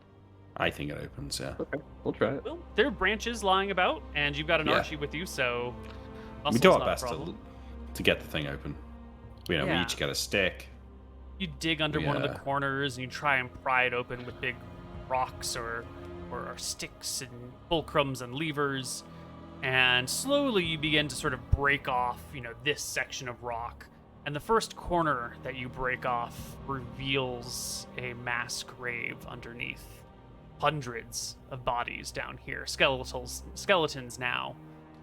A little bit of clothing still remaining in a few places, mostly like woven metal fabrics, jewelry. By Martha's tits. I can't believe it. This is disgusting. I take a few steps back. Jesus Christ. I mean, Martha. By Martha's tits. That's By what I'm Martha's going tits. for. Yeah, Let's get it. Let's make it a thing. Yeah. I'll look back over the rock, and I'll be like, I wouldn't expect all of these gods to be working together. There was like multiple, right, on the rock? Yeah. Something strange went on here, Captain. Are you able to commune with the dead? With rest, I could perhaps detect any spirits if they remain, although they might be speak with sealed dead? underneath this rock. I do have Speak with Dead, but my Oh. powers are limited to only the recently deceased. Oh, fuck, yeah. Wait, how long? A month. Right now, I believe. Let me double check. That might be right, yeah. Depends on your level. What's the biggest building in the town that still survives? Is there some sort of grand temple or keep or something here? There's That might some be building official. that could be like a town hall or maybe a temple or some sort of government building, or maybe it was like a weirdly shaped granary. It's hard to derive its purpose at this moment. It's maybe 15 by 20.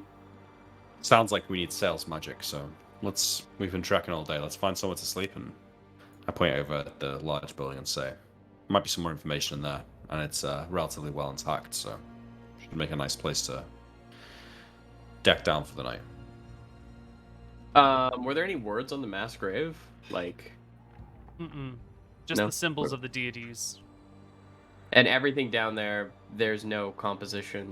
There's no books. It's just bodies. Well, bones. we sort of stopped talking about it once you lifted up the corner and saw what Yeah, was we've in, not checked but it yet. you could rummage around down there. There could be things. Let's get it properly open tomorrow. Let's go Yeah, I to the agree. town hall building and check what is in there and come back in the morning. Let's Okay. seal it up for the night, though. Yep, agree. Okay. Hard agree. Yeah. I'll get like Seal- a big piece of stone and put it Yeah, over. you lower the stone back on where it cracked off and add some extra weight in the area just to be sure. And we find a place to rest after searching the rest of the town for clues. But yeah, but specifically, I think we searched this big building in the hopes that there might be some sort of official documentation there. Yes. A journal, or maybe town records, or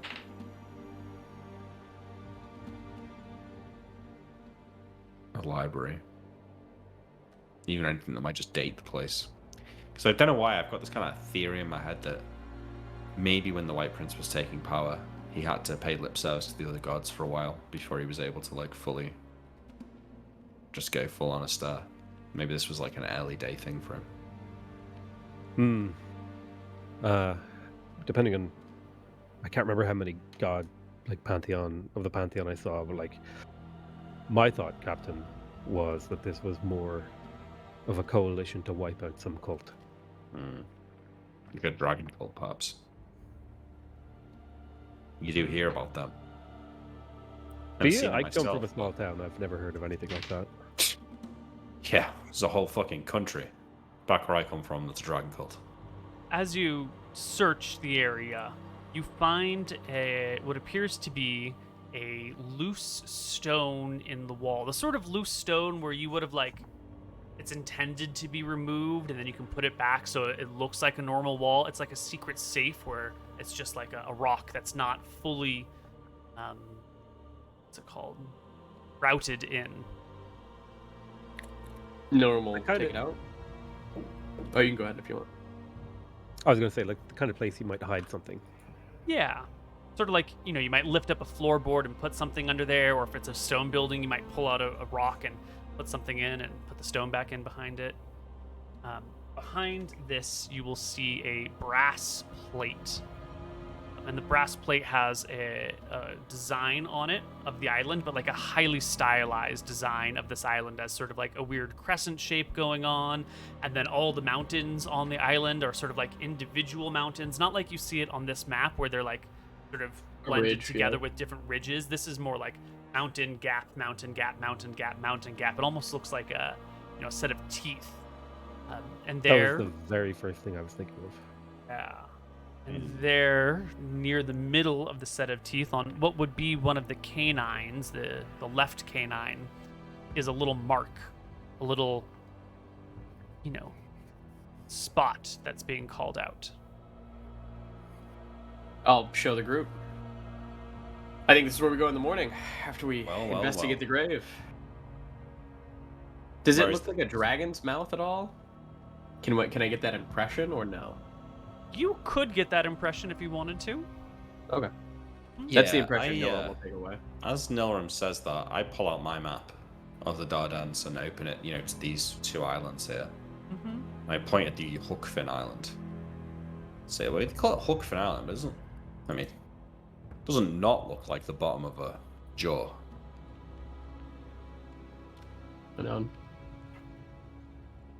Maybe it's good that we weren't hanging around in the center of that for too long. Well, good find, Nora. This dot, is it in a mountain? Or... Mm-hmm. It's on Like, one of oh. the canines. It's That's up like a mountain, highly yeah. stylized map, so it's difficult to figure out what that would actually be on your map. Where do we think Yeah. we are right now? If we had to look at this. Oh, You where that are red in dot this is, right? red Yeah. spot where everything has been destroyed, right in the confluence cool. of these rivers. And then the canine, I'm assuming, is like over here, That's or is it down there? This one, somewhere over here. Somewhere Oh, over here. okay. Oh, okay, so we're That's near it. far. Okay, cool. Yeah. Alright. That's our place that we'll go in the morning. Yeah. It's our only clue. We're not equipped to be climbing mountains, though. Maybe I could do it. I'm not sure about you 3. I should be able to teleport us just to the top of the mountain. Well, I can't do that actually. How steep do they look, mountain-wise? Ooh. It's From where you're mountainous. standing, there's a lot of canyons. There might be some easy switchbacks up some of those canyons. Other sections are kind of steep. There's nothing sheer. There's no 100 or 1,000-foot cliffs to climb. In theory, you could make it up any of these given sufficient time and supplies. But a hike to the peaks seems like an arduous task without a proper path. I would Well, be surprised if what we wanted was at the peak, Captain. It would be far more likely to be at the base, no? Where people could access it, if it indeed is something you want people accessing. depends what it is. What if that's where the dragon is? Maybe then it's more likely to be at the peak. Well, we'll just have to shout really loud up that mountain and hope he comes down. Sure, there will be a nice road for us to take up. It seems like a spot that was meant to be traveled to. I shrug. Just before we call it a night, I was thinking about my mental state and how far we've come and where I kind of am as a person right now. I just want to confirm that we are wandering around as a group of 4 looking for a dragon, right? That is what we're doing. None. Sounds good to me, right? I'm pretty sure that's the plan. You're remembering it, right? Your memory's on point, Yeah. Captain. Good, good. And just to clarify the second part, the plan is that Archie's going to punch the dragon to death, right?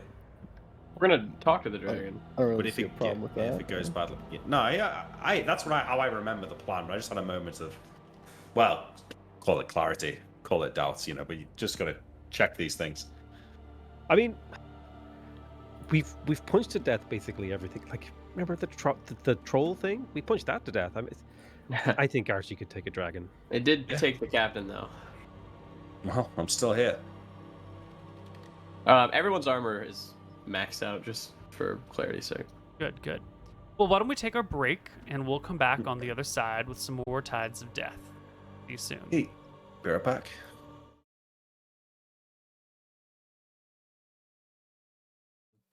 Hello, everybody, and welcome back to Tides of Death. Sleep through the night. Nothing comes to get you. Morning arrives. I would like to scare Nilram in the night. Really? No, I'm just kidding. Go ahead. Okay. I was like, you might get magic missile.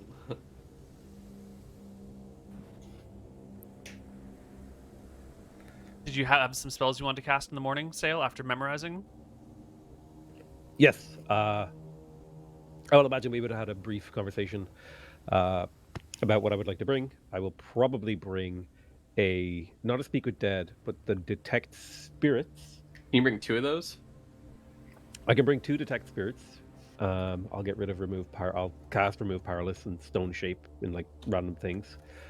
Wait, you can use Stone Sheep to open the tomb. Oh, that's true. I will not cast Stone Shape. I will cast Dispel Magic at random things. I will. No, I'm lower the saying water. you could have burned Stone Shape yesterday and then relearn it today, something new. I didn't think of that.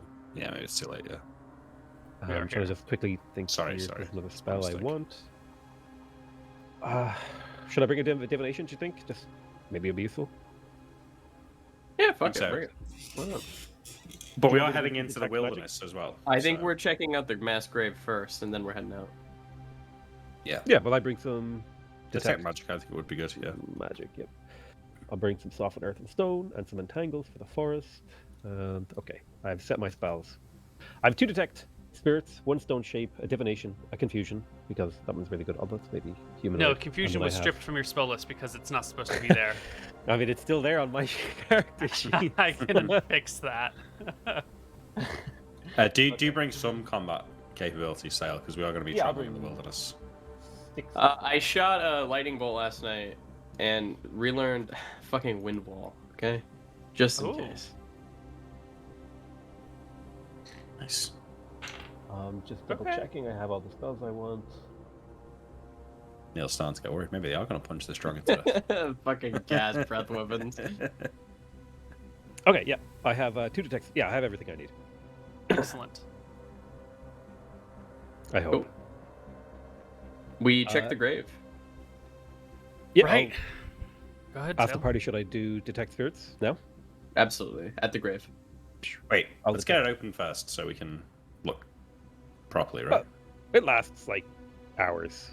Oh, yeah, let's do it. Okay. Like an hour and 20 minutes. Yeah. Perfect. Well, you cast Detect Spirits, and there are no spirits to be seen. And then you cast Stone Shape and shape the floor of this mass grave to create an opening. What area of stone can you affect? 9 cubic feet plus 7 cubic feet, so that would be 16 lot. cubic feet. That's a Yeah, lot. that's not enough. So you can make as much opening as you want, basically. You want Yeah, a huge I'll- opening in the middle, a small opening on a side, just a nip on a corner? What do you want? It would probably be I would make an opening big enough for somebody to comfortably climb down of Archie's sides. Okay, So- it's like a 4-foot hole, maybe. Yeah. Perfect. And do you want it in the middle of everything or on the sides? Sides or a corner should be fine, I guess. Just pick, then, side or corner. Corner. Excellent.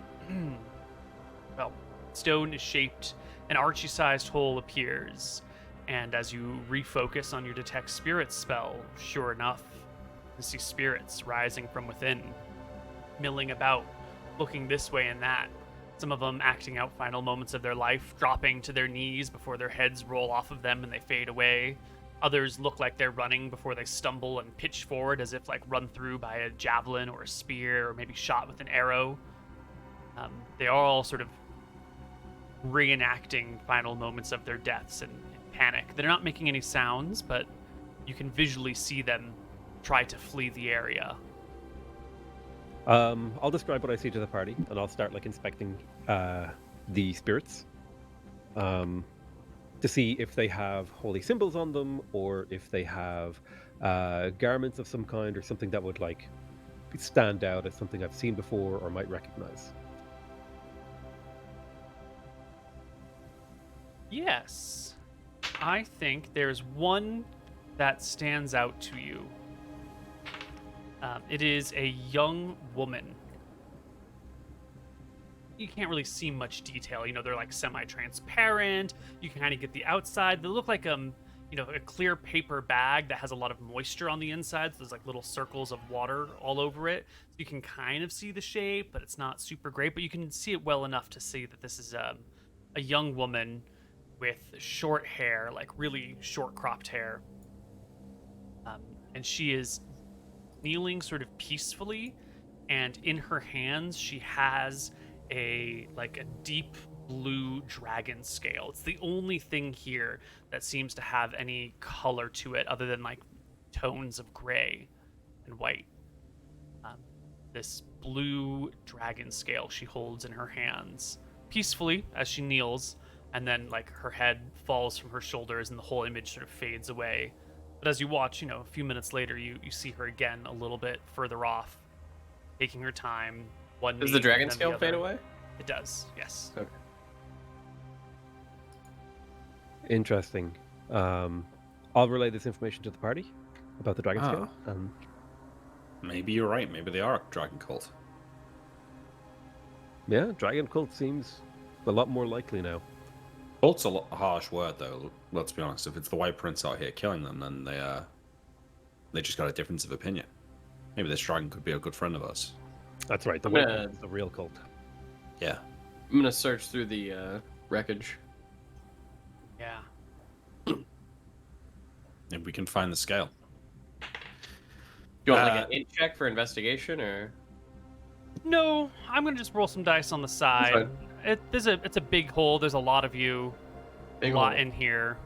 I Detect do want to know magic's here. how much time Might you be want to useful. take. Are you gonna take a full day, multiple days, only like a couple minutes, an hour, probably a few hours? a few hours? Yeah. Okay. Yeah, like 4 or 5, like probably 4 hours. I was just going Yeah. to suggest that we cast Detect Magic on both of you and send you guys down there. But maybe you're right. Like, we might be looking for more things than magic. Oh, I'll cast light on a rock and drop it down the hole. Yes, illuminating the corpses and creatures within. Well, not creatures, but remains of creatures within.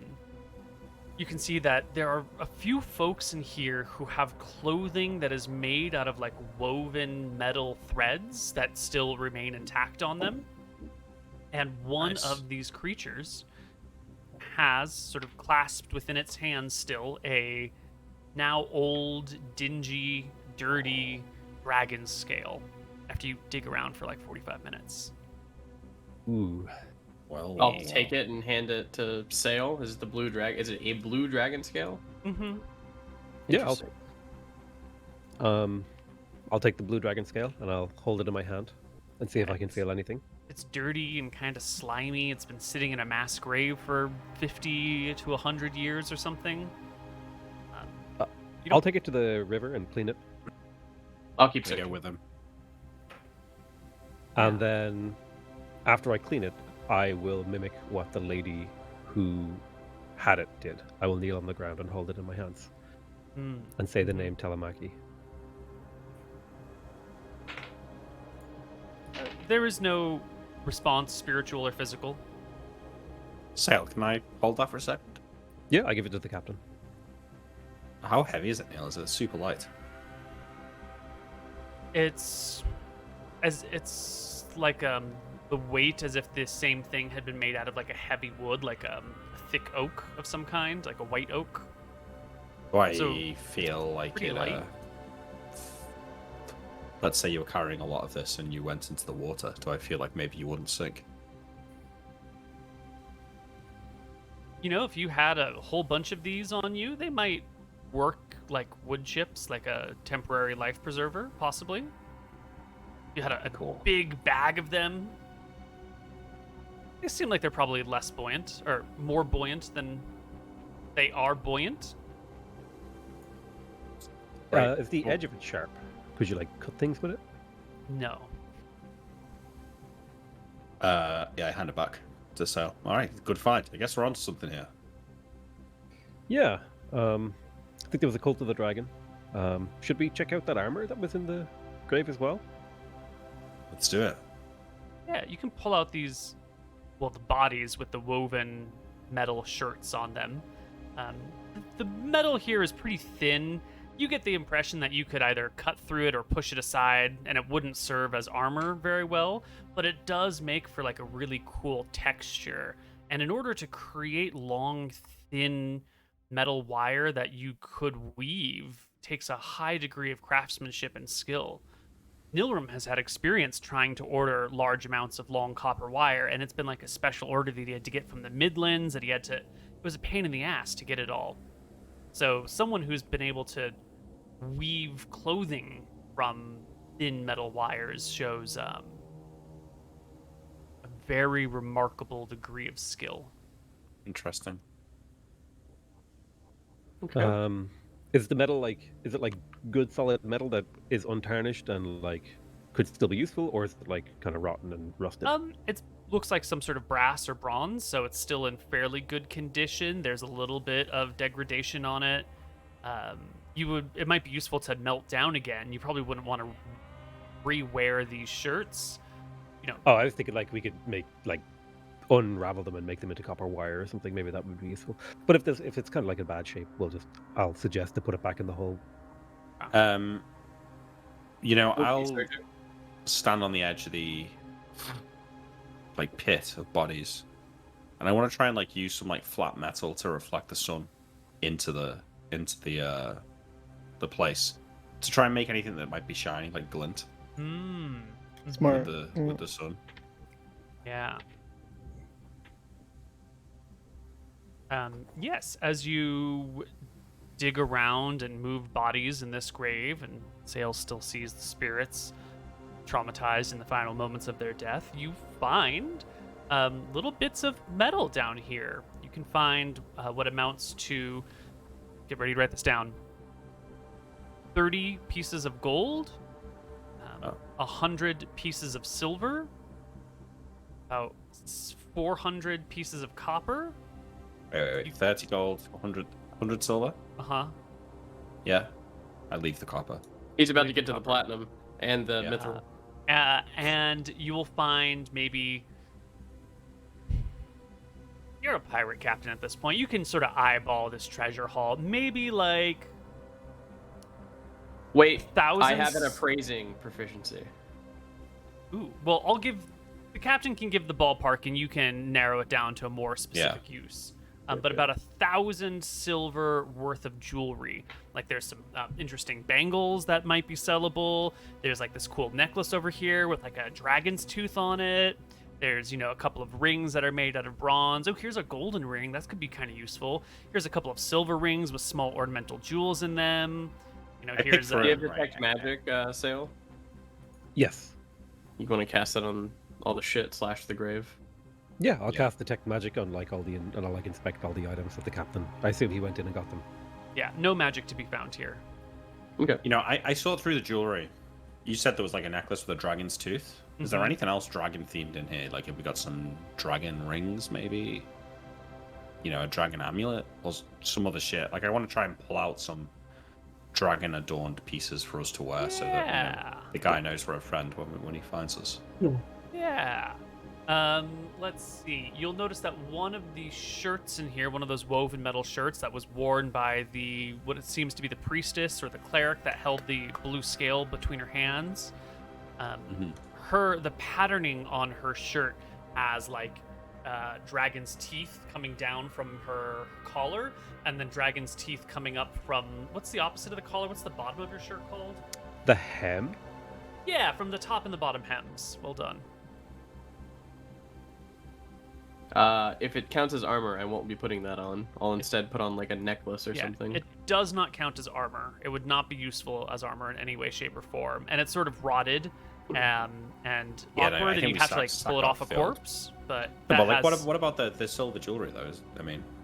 There's not rings in the shape of a dragon or. There are a couple of things that have dragon motifs on them, but not very much that have dragon parts. Okay, yeah. Yeah, I'm not talking about dragon parts. I'm just talking about things that look like they were made. Yeah, there's a silver ring that looks like a wingless, armless dragon that's just wound around the finger. Yeah. There's a couple of those, I collect a bunch of stuff like that, and I'm going to hand it out to the party. Wear these big rings I hand to Archie. If we find this guy at top of mountain, we want him to know that we're a good friend when he sees us. This is a great opportunity to ask Sale about the concept of sacrilegious stuff. Would it be sacrilegious to wear the items of this dragon? Or does sacrilegious only apply to a god? You don't think he's a god, so... Or maybe you do, and that would be wrong? We talking about offending... Oh, sorry. I have two thoughts on this. A, we're desecrating a tomb. That is probably something we shouldn't leave completely unattended. And two, I think that Rohi is the under-father of lies, right? He's probably willing to let you to communicate with another god or to wear the symbols of another god in order to serve his aims. So... as long as that does not usurp his power. So it's really probably about if the intention is to usurp Rohi's dominance of you, then yeah, it's sacrilegious. But if it is to curry favor and make allies, and you know, I don't know how he feels about a dragon. If you were going around wearing the symbol of a stare and like being like, yeah, woo, a stare, and he might be a little bit angry about that. This seems like it'd be okay. You're not gonna run into any problems here. We could run into problems, but it would depend on the relationship between Rohi and this dragon thing, if it's positive or negative. Okay. Cool. So everyone adorns themselves. Rohi had said in the past as well that Sale can do, if I recall, whatever he wants, in regards to like wearing other god iconography, etc., as long as it furthers the mission.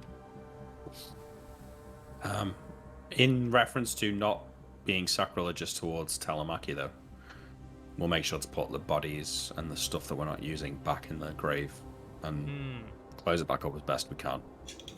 I mean, it's a mass grave made by the White Prince for a bunch of executed people, so I don't know whether that concerned, but... Yeah, and I think we should scrape off the divine symbols and like replace it with like a dragon scale. Yeah, it'll probably take the rest of the day to do that then. No, let's just place like bits of dragon scale over the Aster symbol. Like we had that one bit of dragon scale that Sale took. We can just like place that over the Aster symbol. Oh wait, no, I want to keep that. Hold on. That's my dragon scale. That's in my inventory. Oh yeah, okay, fair enough. I think we should make progress to the mountain. Yeah, sure. I don't think we should spend all day like carving things. Okay. All right. You cover the tomb back up as best as you can. I will warn the captain against disturbing the dead and then disrespecting them. I agree. You should know that, Captain, and I'll like eye his neck. We're not disrespecting them, right? No disrespect from me.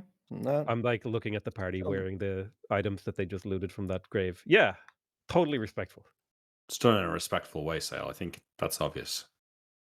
I will refuse to wear any of the grave clothing and items.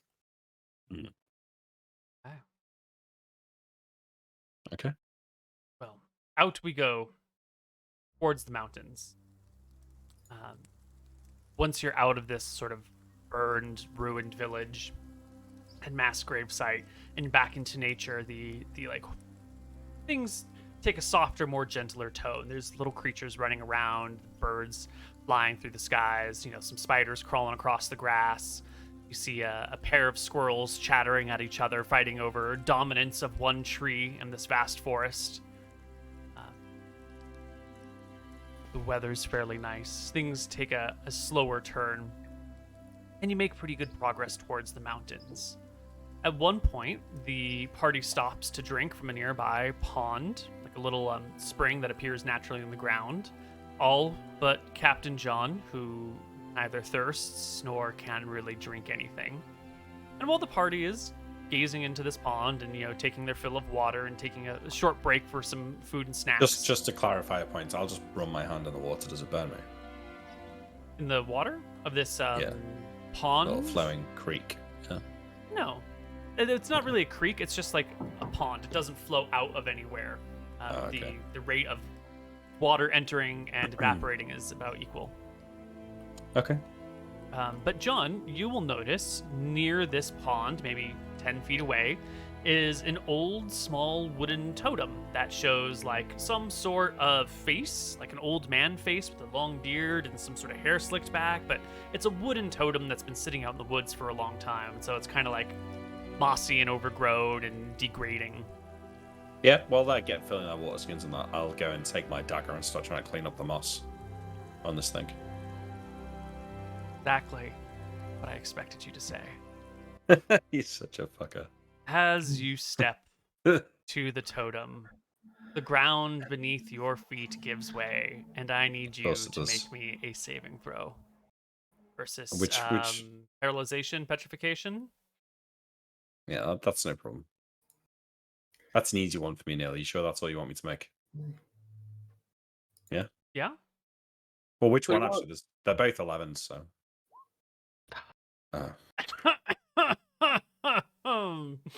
With a and the ground giving way, Captain John falls into a pit, and you land with that natural one on your back, not at the bottom of this pit, John, but in a web, in a sticky web fuck. within Oh the my pit. God.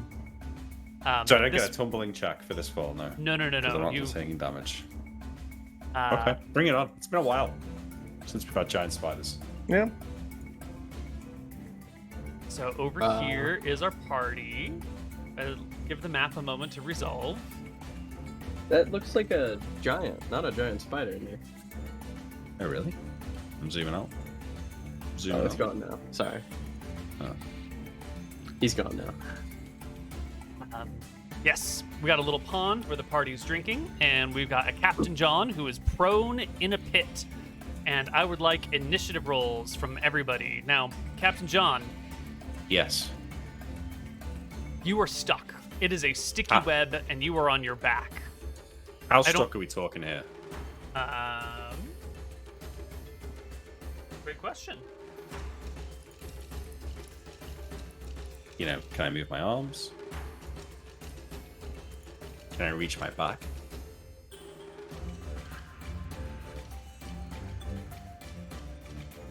Take a look at sticky silk rulings.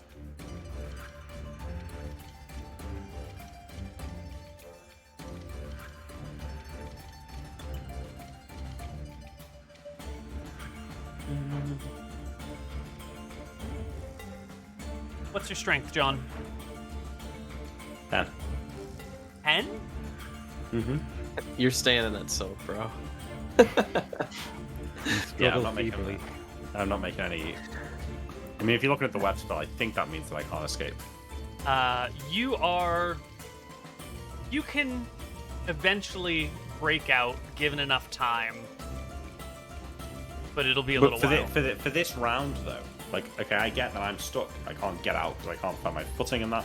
Can I move Yeah. my arms, though? Can I use my weapons? Why don't you give me a second saving throw for the aridity of your stuckness, knowing that you rolled a 1 the first time around. Okay, Not that bad. so it's not the worst sticking that you've ever had. You can move your arms, but your back and your legs are stuck. Okay. All right. I draw my weapons, and I start frantically. Oh. Okay. What is everyone doing? Give me Yeah. All right. Give me your Okay. Well, I'll go actions. first. I'm listening to try and hear where the spider is coming from, and I want to do full defense. I give up every action for a parry, and I want to not get bitten by the spider. Great. If I it's would like to coming from in parry- front of you, you can get some benefit. But you're also essentially held and on your back and prone. So like I or on your understand back that, and but yeah. I can Cool. still use my hands though. So you know, even Yeah. if it's behind me, I can give it a go. I just rolled in for movement. Excellent. Other characters? I'm doing the same, rolling in for movement, but just trying to find my character sheet. Excellent. And Um, Archie, what are you doing? Trying to figure out how to roll in for movement again. I'm sorry, I forget every time. It's Just click on your character in the upper left corner. It says initiative -3, and just click that button. yes, sir. Easy peasy. Well, Sail, you're the first one to go. What are you gonna do? I'm gonna quickly glance around since I see nothing. I'm like, gotta get the captain over there, and I'll rush over to the hole and inspect his situation. It's about 5 feet down. There's a web that kind of works like a hammock or a net, and then the pit descends even deeper than that, and he's Oh, shit. on his back, looking God. up. And yeah, it looks like there could be room down there below him for something Sail! to come up underneath. Help! Not like this, please. Jesus, Captain, you're in a bad way. I will think on the top of my head. Oh God, I can hear it. Do I have any rope on me? What's on I your don't character sheet? remember. Probably no rope. I'm probably like about 6 feet Sail, tall. throw me a rope. I will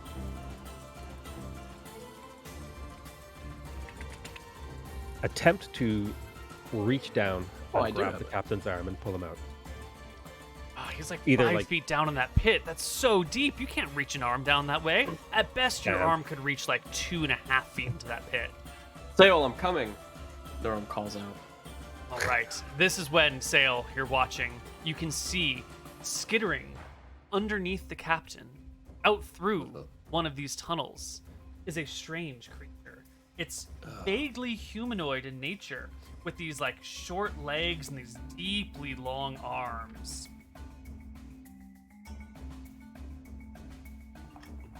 Yes. It's an ugly bipedal creature. It's about 6 feet tall, even with its stooping gait and hunched shoulders. They've got these short, spindly legs, long arms that reach nearly to their ankles, and a large pot belly. Its hands have these crazy long fingers, like unnaturally Edward Scissorsy hand long fingers, and only 4 of them. And they each end in a razor-sharp claw. Its body is covered with thick tufts of wiry black hair, and the skin underneath it is dark and thick. The eyes are this like bulging set of compound eyes with big fangs and long pointy ears. I look down at the captain and say, "What do you want on your tombstone?" And it comes up from underneath the captain. And you're not wearing physical armor, are you, Captain? I am not now, but I am wearing Armor. You have Spell. magic armor. You do have That magic counts. armor. Okay. So, it will make its attack, and it's going to get a +4 for, you being sort of held and it's coming up from behind you. Yes. And there's got to Yeah, be... I already know. It needs like a 1 to miss. I get it. Yeah, it does. And it will sink its teeth into you for a measly 1d8 points of damage. Ooh. Luckily, I'm immune to poison, probably. And, No blood. We're gonna need some other dice in a little bit. We'll talk about it then. Captain John okay. Winters, it's your turn. I feel the thing biting me. Yeah.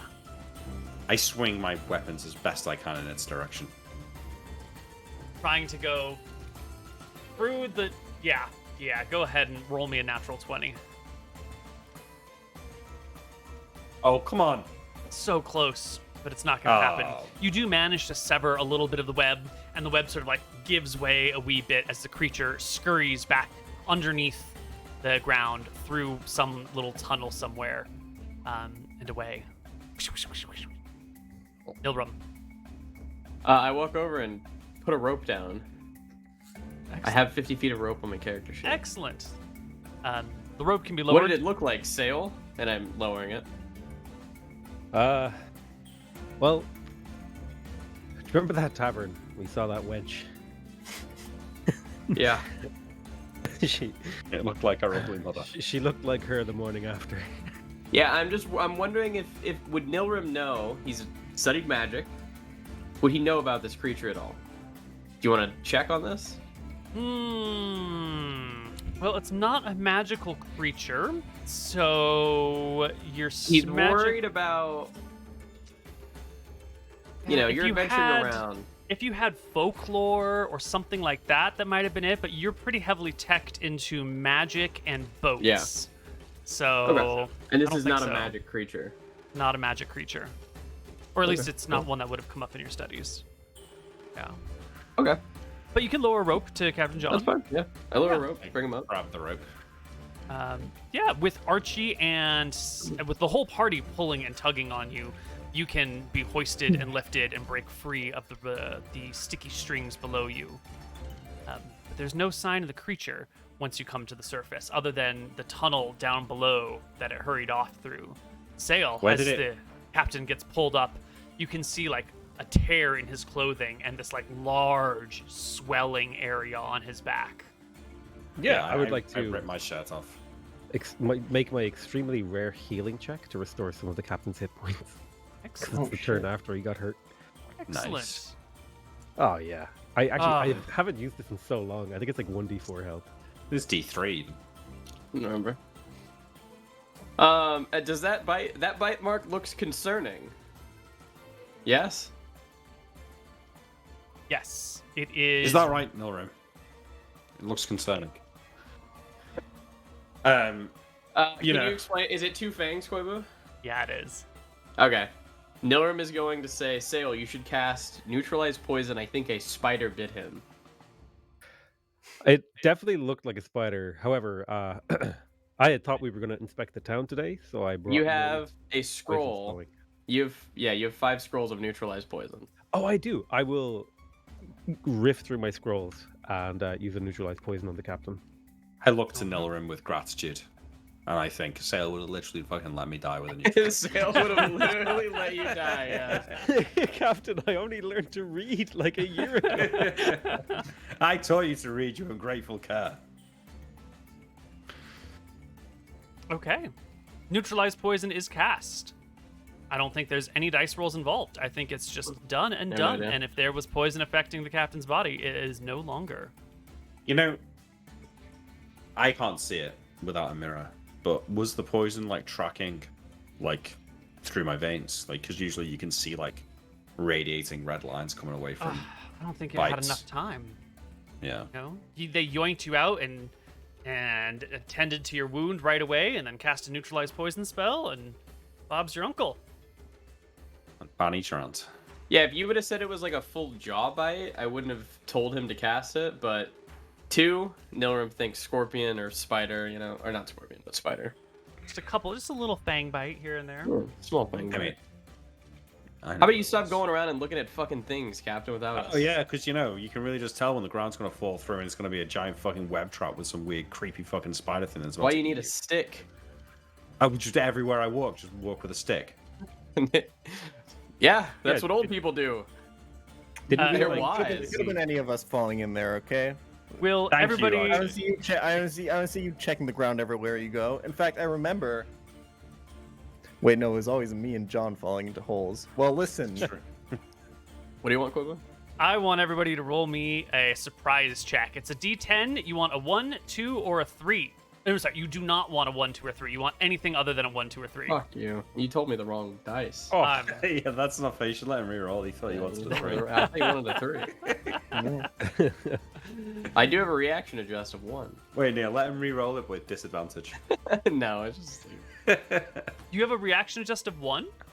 But it says. Actually is a real thing. really? Where does that come from? I'm in. Yep. Charisma, but it's not. It doesn't have to be a surprise. Oh, it's to do charisma with- reaction adjust. Never mind. I Yeah, thought yeah, sorry. There's a dex reaction adjust as well. Just charisma. Oh, okay, that doesn't matter in the slightest. So it looks like MrMouton is the only one surprised. Will everyone in the party, please roll me a 1d20 as well. You want high. Just Everyone higher else than or everyone? everybody. You don't want to roll the lowest. Nice. Easy. Let me take those. You're arguing, Archie. You're doing Captain and I are usually the ones that fall in holes. And in that brief pause, you look up at the sky to try and sort out your thoughts. And up on this ridge, over here, you see sort of what looked to be at one point maybe just a bit of woods is actually a very large moving person. It must be 19 feet tall or something like that up on this ridge. Yeah, what the fuck? And I saw him in earlier. Their arms, there is a bow, and they pull it back and take a shot at you. Now, luckily, you passed your surprise check, so you get normal AC and everything on this giant bow attack. Are we not doing Archie initiative? will yell out, "Very, very large person." A 6-foot-long, dowel-sized arrow flies at you for a 21 to hit, Fuck. which I believe hits you. Okay, It's wait, not- no, but is he not no cover from the trees? This is a hard shot, too. But I think it's going to hit no matter what. I think but... I'll give him like 2 for cover because it's fairly soft cover, but the tree's a bit of an open spot, and that as you're drawing that arrow there, you can see it's actually going right Yeah. in between most of those trees. So You got a hit. 21 is still a hit. Shut The arrow will bud into your leg for a whopping 14 points of damage. Just What like the fuck? a whole spear essentially shot from the sky, impaling all the way through your leg. Which one of us? You. You. Me. Yeah. What did you say? 21? 14 14. damage. 14. 14. Oh yeah, that's barely a scratch. Mm-hmm. The We rolled party. initiative? They get 2 attacks, yeah. The party can quickly begin to scramble and hop for cover. Yeah, I say I shall take cover. All Away except from this Nilram, fucking who hole, is by the way. looking up and going, what? Huh? Wait, where's the thing coming from? And Oh, fuck off. you failed oh. your surprise check, my I friend. know, I'm it's so fine. sorry. Should surprise check not be only on the first shot? It's a whole round, fortunately. Yeah. And the second Oh. shot will come on through at Mr. Nilram. Wait. Whoa, big cover here. Yeah, I'll give you a bonus of them a penalty of 4 to their attack Okay, because good. you are Thank going you. through a lot more cover. I don't get hit. The 12, yeah, it gets tangled in this tree right before you, like hitting some of the branches slightly. Its angle gets all bounced off and then falls to the ground at your feet. And now we can roll initiative. Okay. I shall, spread out, approach from different directions. Let me chaos ward you. I'll shout to Nilram. Thank you. Yeah, I mean, come over here. I'm gonna get in You have cover. to go to him. Yeah. Oh, Well, he's the squishiest and most likely to be targeted because he's going to do a lot of damage. Can I get my spell off and then walk to him? If I. Yeah, Yeah, if that's you what I'm wanna gonna do. s- That's the plan. That's You're the going goal. to cast a spell and then move? Gotcha. Yeah. Okay, Oh, see, it worked out perfectly. let's roll. That is the whole party, I do believe. Nilram first. Just making sure I get 4. Yep, 44 plus 4 at the thing. Arrows or magic missiles fly. And 15 damage. perfectly seeking the giant over there and doing 15 points of damage, which is a hefty chunk, maybe about a third of the giant's life. I go over here and get in cover. Archie. I'm gonna search cover behind this tree for now. Oh wait, how far can I move? You can go 120 feet while, Okay. dodging between cover and staying safe. So You that can would get be to all that the guy. way. Kinda. Can I get all the way to the guy? No, because you'd have to go, like, up You'd have to this go path. up, yeah. Okay. Yeah. So I guess I'm just searching for like the farthest cover point I can reach. I'm gonna go here. Yeah, Is that right work? up to the base of the cliff. Great spot. Yeah. Perfect. Sail. Yep, I cast Chaos Ward on Nilram, and he gets +2 AC against ranged attacks and a chance to reflect them back at the attacker. Excellent. Oops, that's not the right token. I want And- to take a hit to reflect it back, but I also don't want to die, so. I think the +2 AC is the more important part there. Yeah. Captain John Winters.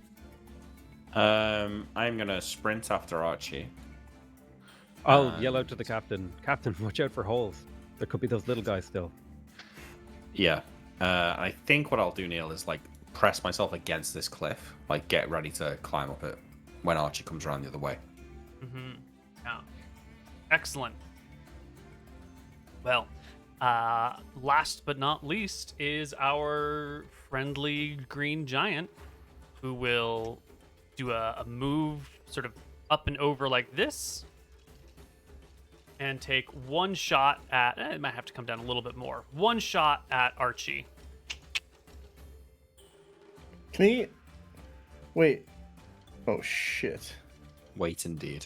He saw us coming then. Yeah. He should only have one shot, though, because he moved, right? Or no? Yes. That's not too bad. Oh, natural one. It Goodness. gets Saving throw? caught in the That's log. right. He Does he might, he fall? might, There's no. It's just making Oh, a shot with just the for mace. fun. he might snap his bowstring. I want- Neal. I guess the Neal. shot fumbles because the ground the giant is standing upon sort of gives way, and they lose their footing and begin to fall. They will get a That's it? death save to, not fall for damage. Oh, my God. no! Oh no! They will His bow fall snaps. How and bad's the take falling? No Well, you gotta fucking roll- way. 3 points You've of got to roll damage. another one, Neal. If you get another one, you Roll roll another another one. one. 3 You points know of how damage. that's how it works. Yeah, I guess there is descending levels of hell with failing It's fine. saving throws. Okay, it's fine. Okay, It's it's fine. okay. All right, so the shot misses. They fall down amongst the rocks. It's awkward and embarrassing. for the DM. Archie laughs his ass off at this. Yeah, yeah. John, did you Yuck see it that? up. What a dumb fuck. Yeah, Rip. dice. Initiative. Can I see him from here or no? Is he blocked? Well, they're Oh, tall. with the two. Probably not. I think there's this Okay, high we ground and a fell, bunch of yeah. trees. Yeah.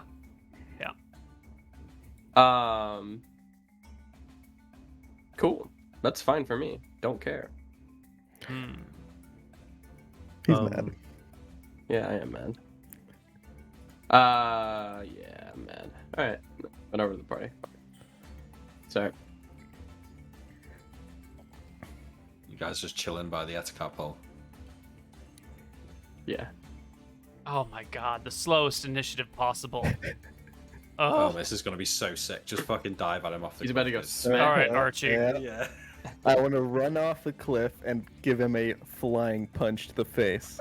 This is fucking sick. Throwing yourself off the cliff. When the giant's tall, right? Like 19 feet tall. So their face is more or less at cliff height, which allows Yep. you to like leap through the air without Yep. taking any falling damage and Superman punch.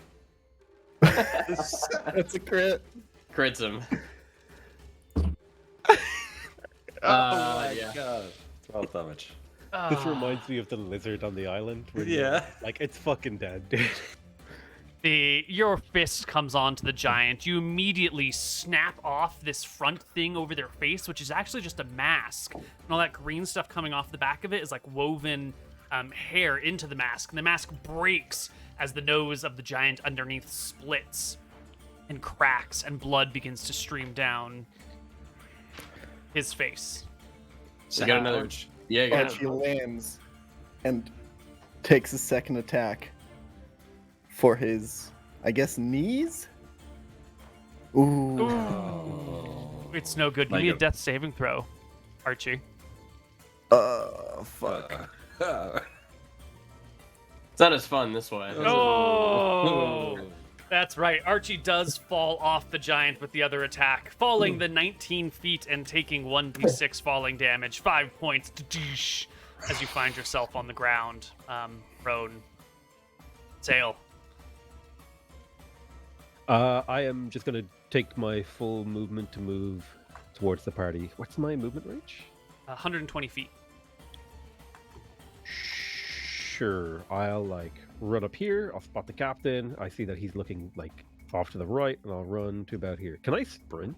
No, I don't want to get any closer. I'll get to about here. Yeah, here you go. You can move faster, but then you become like less aware of your surroundings, and enemies have bonuses to hit you, and possibly penalties on saving throws. No, I'm just gonna get up to the party. I can get to about here-ish. Yeah, perfect. Nilram. Same thing. I'm gonna get over here and probably lay down. Yeah, you run over here and Crouch. get yourself behind some cover, take a little bit of a Yeah. crouch as you survey the situation. Captain John, you were going to climb this hill, but now No, I do something else. This is gonna be so epic. You ready? you're going to follow. I start in a sprint towards the giant here. I have my rope in my hands. I quickly tie a noose. All right, and my goal is to, as I'm running, launch the rope, noose it around its neck, and then like flip over it, leaping over it, tumbling, and try and like drag it down to the ground. He's got a weird proficiency for this, I think. I've Right? got a rope use proficiency. He's got a rope use. So you want to leap onto the giant as you put the thing No, I over its wanna, head. like, I'm like an American cowboy, right? I want to like lasso its neck, leap over it, and then pull the rope tight as I like tumble across behind it. Right. So Well- you have to clear a 15-foot gap then if you want to land beyond its head. So give me that strength check and then the 2d6 plus your level for the distance that you can jump. Well, I'm also gonna have to roll to see whether I can hit the noose around its head, right? Yes. Well, What here's happens the when you thing. try to do cool shit? Yeah. Yeah. when you're what do you call it when you tie a boat to the dock? You do this all the time. You just throw that rope. You see dudes That's doing it it. on YouTube, and they True. do it like it's You've done instant. this They don't even need to 100 try. times. Mhm. True. He's tying a boat up here. You're right. Maybe I Okay. don't even need to roll. But in Maybe I this don't even need to situation, roll for that. the dock is a moving monster who wants to kill you. Fair. Roll your strength check, Nick. Let's see it. Yeah. You want strength check check for first? the jump. Yeah. Mm-hmm. Oh my god. Easy. That gets me an extra Holy D6, Neal. shit. That gets me an extra D6. You can right? roll 3d6, keep the highest 2, Okay. Okay. and then add your level. So 8, yeah. 8 and your 14. level? 14. 14 is enough that you can land on its head and then just jump off of it down to the ground. That's even Now, better. now make me the lasso check. What's that going to be? Is that, do you want a rope use proficiency? I would like an attack roll. Wait, there's actually rules.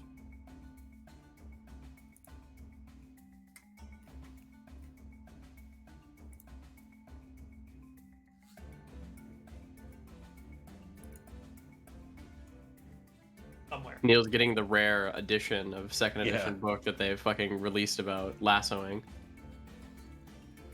You're not far off. Ah, yes, the lassoing book. Let me pull that one out. The complete book of lassoing.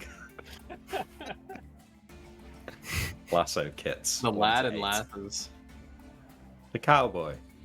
The dockman. These are all very reasonable books names for second The circus edition. performer. A lasso. Okay. A lasso or lariat is commonly associated with blah blah blah. No one gives a shit about the history. Lassos are only effective when used in conjunction with a called shot attack. They cannot be used for normal attacks. If the attacker succeeds with a called shot against his opponent's legs, you can do this other stuff. Doesn't matter. If you succeed against the arms, it doesn't matter. Well, I think it will just call it arms in this situation. So it's going to be a called shot. That's an attack roll at -4.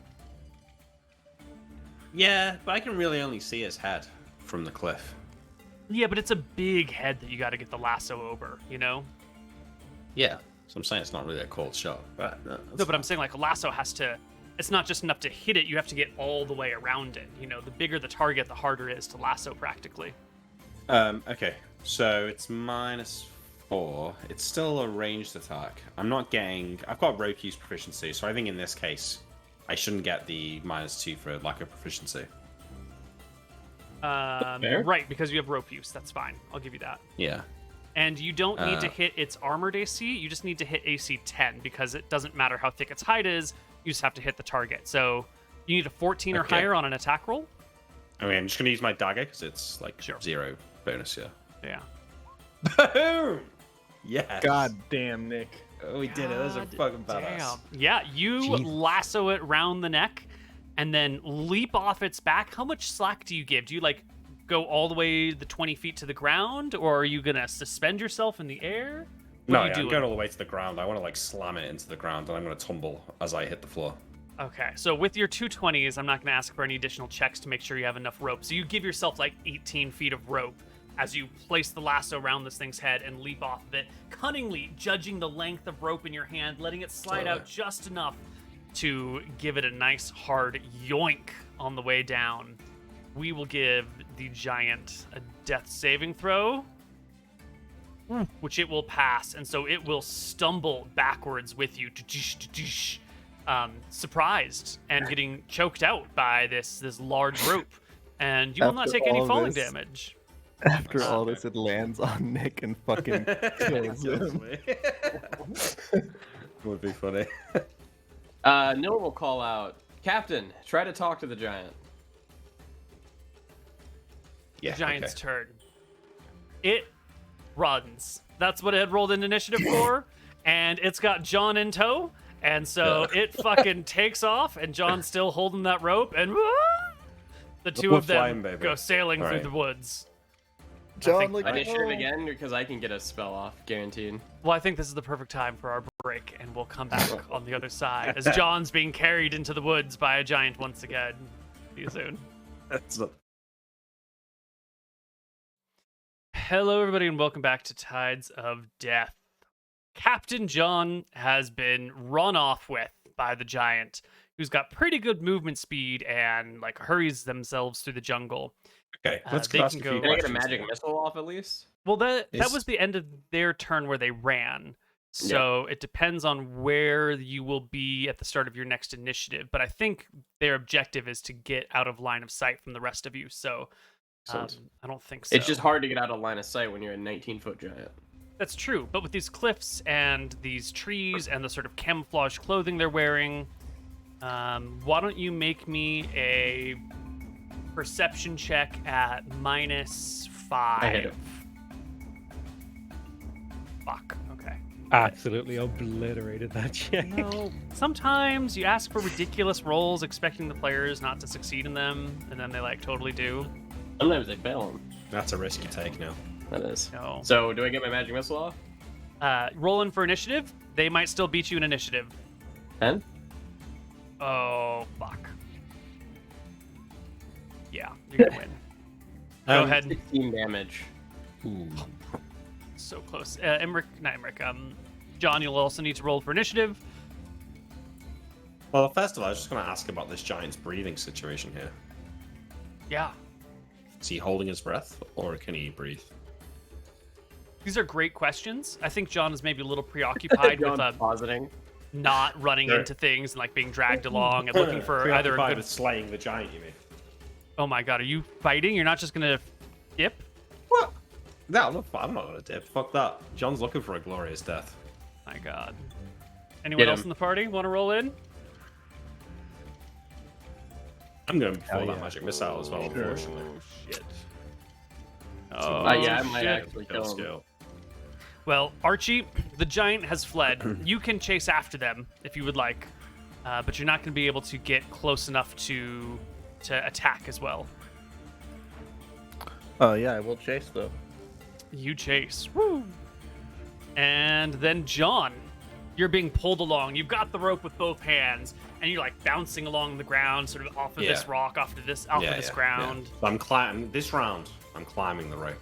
I need to get close enough to strike it. So I'm going to try and climb up the rope to get closer Yeah. to the giant. I'm gonna My need dagger you. or my rapier in my mouth. I'm gonna need you to make me a strength check or a dex check. A strength check would be you just force your way up the rope. A dex check would be you like position yourself and sort of bounce off of things carefully to Yeah. give you room to climb. What's it That's gonna what I be? do. I wait for the rope to take me near a cliff, and then I kind of like wall run off the cliff and leap off it to try and get closer to the giant. So I go for dex with a 33. Oh my god. Yes, you can sort of wall run to the point where you're holding onto the rope and your feet are against the giant's back, and you're sort of bouncing along with it as the giant runs through the forest. And it can feel your feet against its back as you begin to climb further, and it gives like a look over its shoulder, its mask now broken and fallen away, its nose cracked and bloody, and this like huge dent across its forehead. And It like sees a holes in dead its man. face. Holding onto its neck. Cries out. I assume I can't make an attack this round. I'm mostly saying that because I want to attack it next round so I can get the kill. So otherwise, Nilram will kill it with the magic missile. You can attack this round, yeah? I think you can probably get it this round. You've did some movement as a rope climbing. It's just going to be my rapier though, because I'm holding on with one hand, right? Yep. Right, you get one attack. You can't Yeah. use both hands. 16. Back attack. 16 Oh wait, becomes that's with a -4. That's with a -4, so it's actually a 20. it's a 20. Giant has AC 17. You skewer it through the back, right between the shoulder blades, piercing damage. its heart on the way through. Wow, hold the on. giant. No, it's fine. The I was giant gonna say will, Nilram technically killed it. I think the magic missiles come in as I'm like wall jumping off the cliff, right? And then I finally get the stab. That's my kill. John gets the kill, that's fine. Yeah, that's fair. That's fair. and you can stumble as the giant pitches forward, do a nice tucking roll off of the back of it as the giant No, comes to a I dead stop. I surf its body as it collapses into the ground, right? Excellent. Yes. Yeah. Yes. So Archie, badass. moments behind you, catches up as the giant. I hits the turn ground with a around, thud. right? I turn around to see Archie sprinting, and I give him a wink as I surf along. Holy giant shit! Damn right. He is the Nilram was coolest right. one. I am the coolest.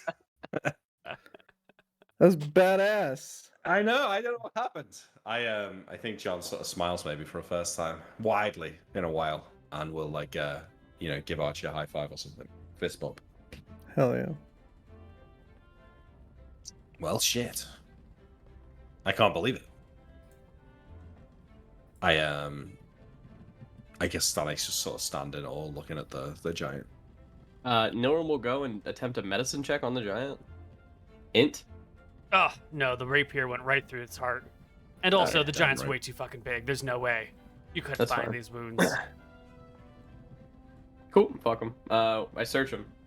Quickly, the I- party reconvenes.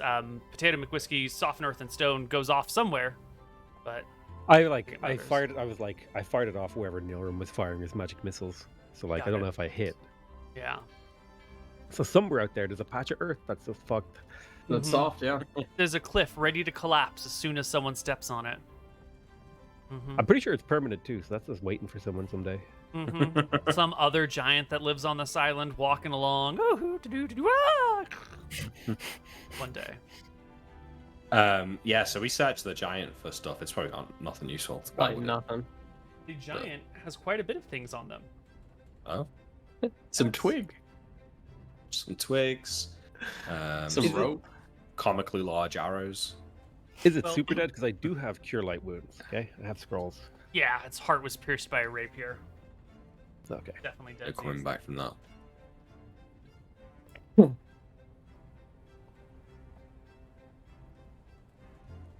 That's a good idea. We keep That is it a good going idea. when we're large, Archie. Yeah. That's sick.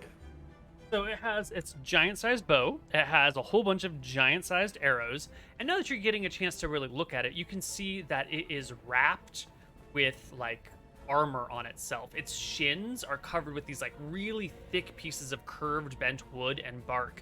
And Archie, you're realizing if you had just gone toe to toe to fight with this thing, this armor is too thick for you to even have hit it. By the mere grace of the gods, did it fall to a height where you could engage it in melee effectively. True. Which I'm very frustrated about. I was really looking forward to Archie trying to beat on a giant's legs and not be able to hurt it. I would like And to attempt to remove the giant's head. Please make me a butchery check. What mechanics are going on with that, Neil? Or is that just a new mechanic? Like, is it like bludgeoning resist or something like that? You know, like the No, first 10 well, damage of bludgeoning. We'll figure it out when we come in against it Okay, next okay. time. How about that? Yeah. Let's see. It'd be cool if you have to like beat its armor off. You will find a whole bunch of like smoked meat within the giant's bag that it carries on its side. You will find large-sized tools. You'll find like a giant whetstone used to sharpen blades. Where is its file here? Does it have like a giant sword or something? It doesn't. It has a very large club. You know, essentially an oversized branch that has been whittled down and then like marked with symbols on it. And you will see on the club engraved into it, you know, old club too, with lots of little stones set into it, but you'll see engravings of a serpent up and down the sides of the club. We should bring this for Den and Ted, Captain. Who's that? That's that ogre. Oh, yeah. Wait, and this is magic? I don't think it's magic, but they might need a big stick to hit things with. Yeah, well, maybe. You want to carry it? I can maybe reduce it when we come back tomorrow. Yeah, okay. Well, Yeah. at least we can do is eat its food, I suppose. What do you reckon this is? I say, like, pouring over some of the smoked meat. Find fire starters, little bits of tinder, a whole bunch of leather tucked into this bag, and like one I'll of those take the leather. giant awls used to sew leather. They look to be a fairly civilized group, or this giant probably has other giants with it somewhere. They've got tool making of reasonable quality. They're like literally sewing fabrics and sewing leathers, so that's pretty useful. How much leather? I need it for Hundreds armor of pounds. spells. 100 pounds. Yeah, you can cut off strips of leather as you need, but as much as you want. I'll essentially. cut off, I don't know, 10 pounds of leather. Great. Okay. Yeah, and you will find some pretty rocks. You will know that these aren't gemstones. These are like large rocks, each one maybe the size of your hand or the size of your head. And they're kind of pretty. They might each fetch, you know, maybe 10 or 20 silver somewhere because they're kind of a cool rock, but it's not worth Pretty rock. hauling them around. No. Well, unless anyone wants any trophies, I suggest we move away from both this thing and the hole that I fell into. Keep going towards the mountain. I agree. Sounds like a Can I plan, give Captain. Can I give me an appraising proficiency check for those things earlier? Yes, for the wealth that was found in the mass grave that you looted. 28. Oh, okay. I Yeah. wrote down 1,000, but if you want to give me a new number, I can. Yes, if you dig through it, 1,000 is a little bit shy. It's actually 1,500. Oh, there we go. Yeah, I'd tell you $1,500. Is it Mhm. worth me recording this separately, or should I just add it as silver? There should be like a pile of things that you can sell one day that isn't exactly liquid yet. Yeah, okay. So if you want to do like miscellaneous loot or like miscellaneous selling loot, For now, I'll just put silver dragon jewelry. I mean, I really, for the sake of 1,500 silver, I don't think it's ever going to be relevant, but maybe Yeah. it will. Maybe. Okay. We head off. yeah. Yeah. Everyone in good HP? No problems there? I think so, yeah. I'm a Yeah. little damaged, not gonna lie. I'm a little bit. Oh, yeah, Beat you up. wanna, you want a healing salve? I could use some. I'm at. What am I at? You're 30 out of 19 down. 49. I think Yeah. you can use one healing salve. Do you have one in your character sheet? No, I do not. Okay, I give you a whole one. We are running short of these. We have 5.5 left. How much did these heal again? 9. Got it. One of the Okay. things you'll notice here, as you collect giant parts and take a look around. Also, Sale, did you ever butcher its head off? You did. 23. Perfect. Okay. Its head Oh yeah. has So been how heavy is this head? very. Like 80 pounds? 100 pounds? Does Okay. Sale do this in like quick fashion, or would I have a chance to maybe try and talk him around before he does It'll it? take a little while to hack through a giant neck. Yeah, I I'll just- like start. Sale, I'm not going to tell you what to do, but if he's got more giant friends, and based on what he's carrying, it seems like he probably does. We might find ourselves in a negotiation at some point. You know, he attacked us, we defended ourselves. That's fair enough. We start hacking off heads and carrying them around. Maybe that's a little bit harder an argument to make. I'll stroke my beard and be like, but it would maybe make them fear us. Perhaps. I'll like try to lift the head up. I'm like, it is kind of big. Yeah. And gross. So I'll leave it. So, like, chopped into a little bit, but not fully severed. Yeah. Okay. Could be a combat wound, maybe. Yeah. Well, you'll notice along this forested path, this right here is a nice, wide, seemingly man-made trail. It's quite old. Things are beginning to grow on it, and some things have fallen onto it. It's not well kept up, but this area that you're walking is a proper trail, an old trail, but a proper one nonetheless. And it can be followed up into the mountains. We follow the old trail that we were walking on. Like we want to go with. Yes. Come down. Yep. I don't need the Yes. giant village who are mad at me because we killed their chief. Okay. Up into the mountains you go, following your trail. And Wait, so sorry, to clarify, you reckon this trail leads to the giant village away from where we're trying to go? That is the guess, yeah. Yeah, okay.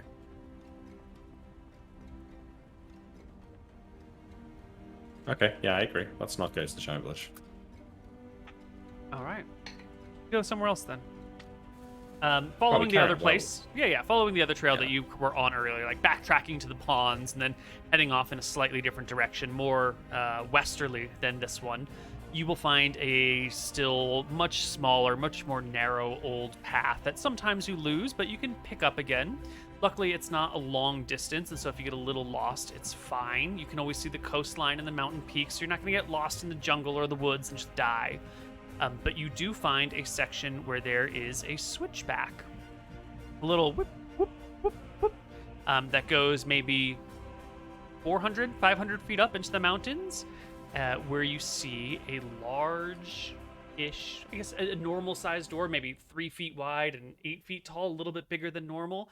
It's got a stone frame that goes all the way around it, and then this bright new door in it. This like shiny lacquered door with a big golden triangle in the middle with little blue rings coming off of each of the ends, and some trees have grown up in front of it, so you couldn't quite like notice these details down from the beach or anywhere. It sort of blocks it from sight, but it's got this big fat symbol of a stair right on this old door frame. Probably Is the get away door from frame that. connected to a building or not? It's just like into the mountain wall, into like a section Oh. of sheer rock. Do I feel like this is where it was marked on the map? It's in the vicinity. It could very well Yeah. be that, or it could be a red herring. When you say the door is marked with a symbol of a stair, does that look like Like etched original into or it. secondary? This is a great question, because the stone framing of the doorway looks old, and the stone there looks like it matches the mountain. But the door here is like covered with a shiny lacquer, which sits above the blue and gold triangle and circles. What So- would you do to determine if it's different or newer than the other stuff? Where the symbol of a stair was carved, I would like look to see if that's like older looking than the rest of it, like because it would weather differently, right? Mhm. Like because it would be exposed differently compared to like the frame, or let's say there was like an original door and then they just carved the Astaire symbol on top. There might be remnants of like previous symbols on the door. No, this was a previous door that had a symbol carved on top of it, then that previous door would have been like sanded all the way down. The whole thing looks equally weathered, which is also to say it doesn't look very weathered at all with all of that like shiny lacquer on it. Keeps it nice and preserved. Okay. Yeah, so it looks like a door. What'd you say? It looks like a door. Yeah. It doesn't look like a secondary door, like it's been replaced. Well, maybe the whole door was replaced, or maybe the door was made with the symbol of a stair in it. Or maybe they sanded down the whole door and then put a symbol of a stair in it to hide the... I don't know. You said this thing's looking pretty new. Can I just before we mess with it, is it looking like unnaturally new? Like, does it look like it's just been done in the last few weeks? No. Or does it look like maybe it's been done the last few years?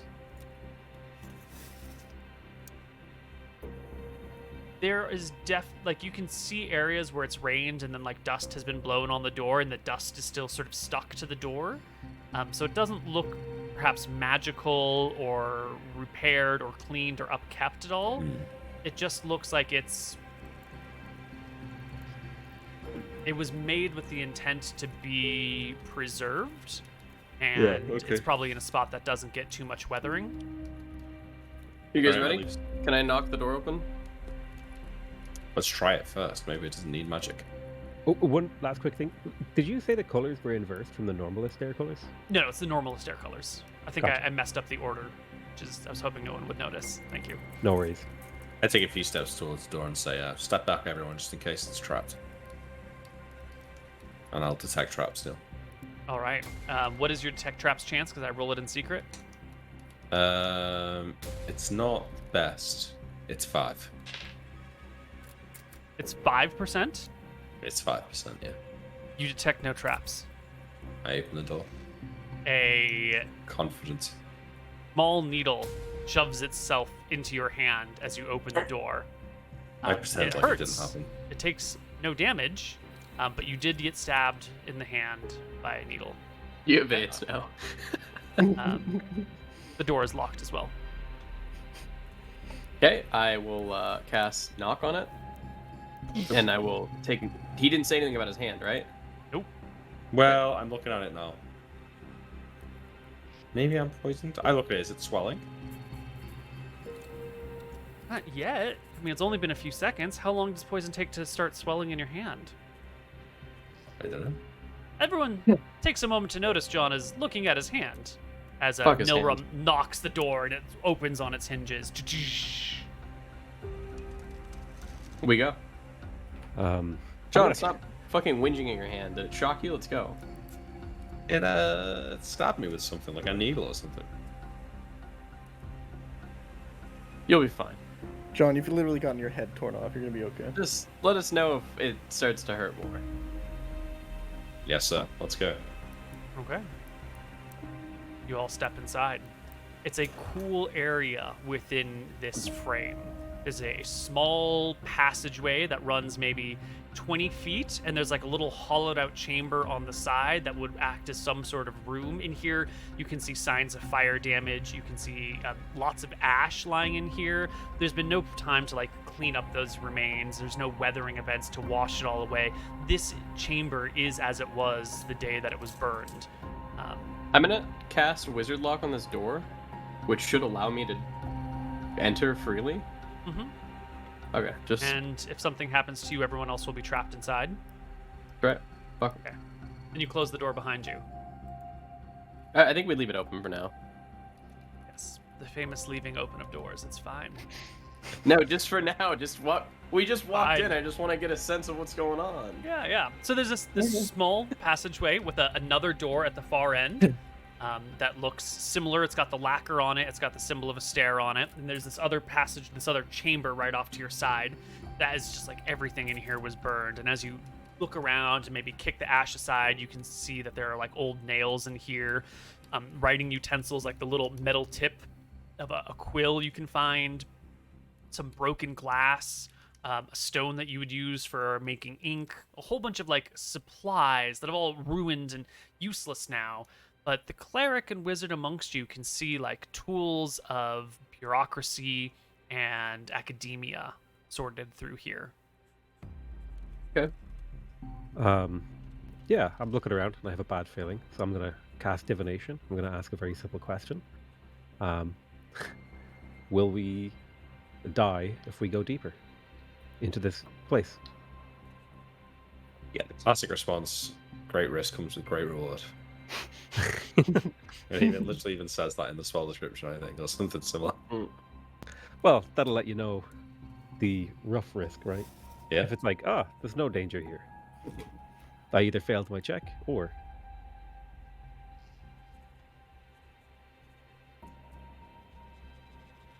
60% plus 1% per experience level, and your level is what again? 7. So like a 1 in 3 chance I fail.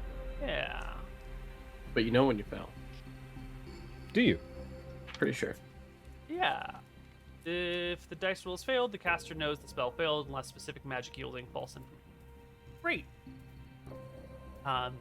Will we die if we go down in here?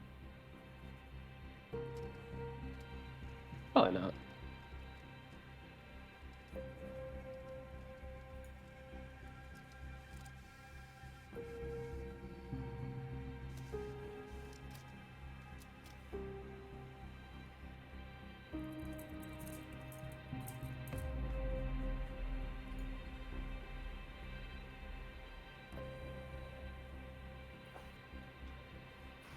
Dangers lurk in the shadows.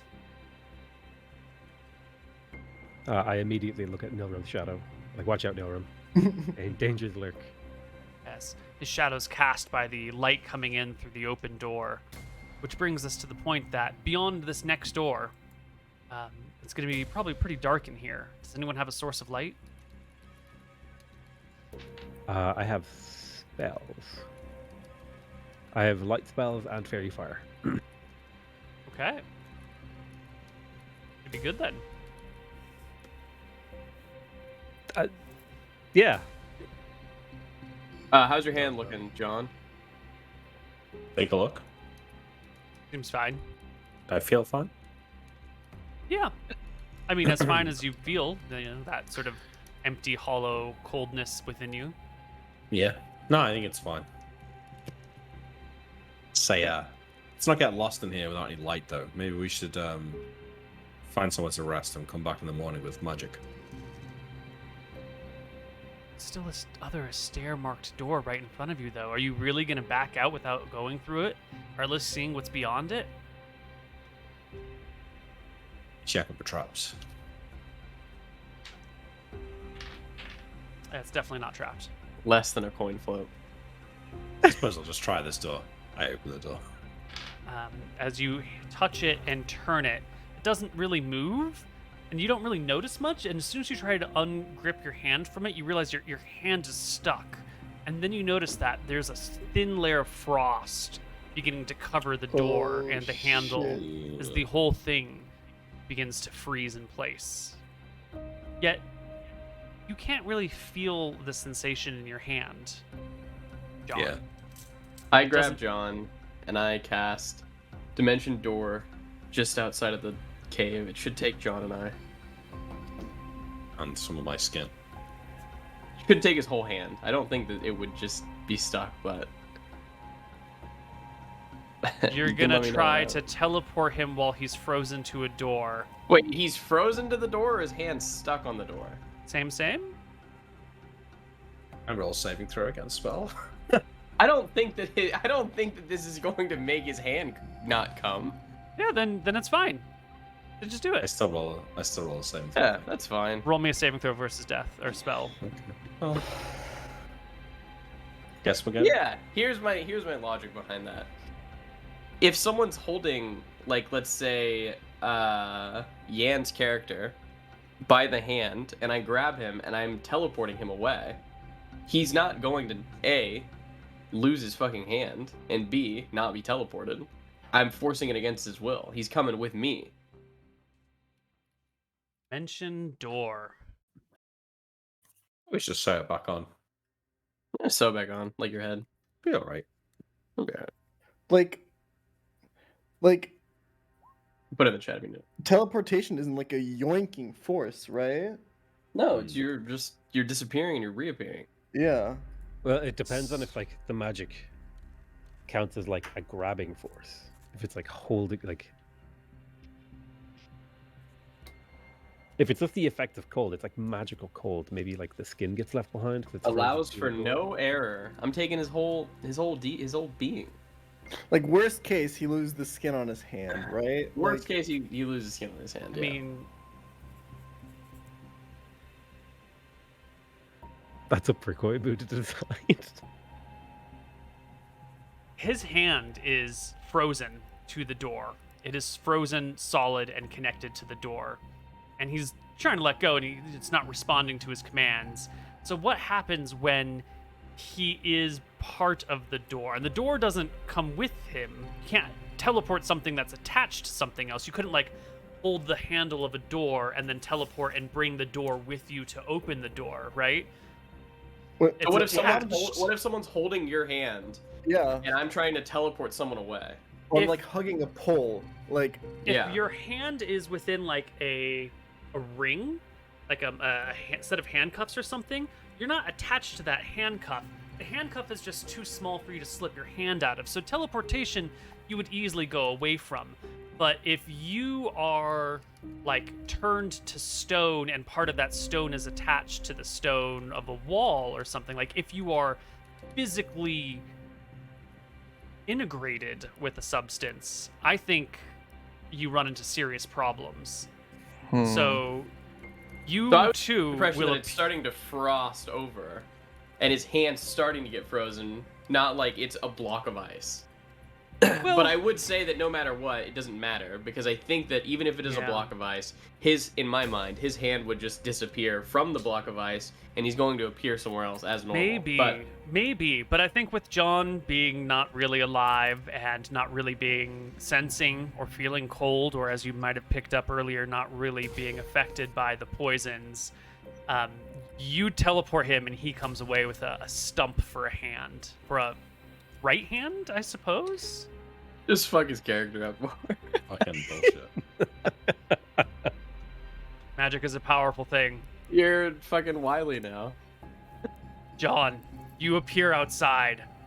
Your hand my is still attached to the God. door. I actually can we? I can we can't start believe here that- tomorrow. I don't know how to react to this. I feel like I need to think about it. That's I don't even. reasonable, Yeah. Mr. Headless Man. Yeah.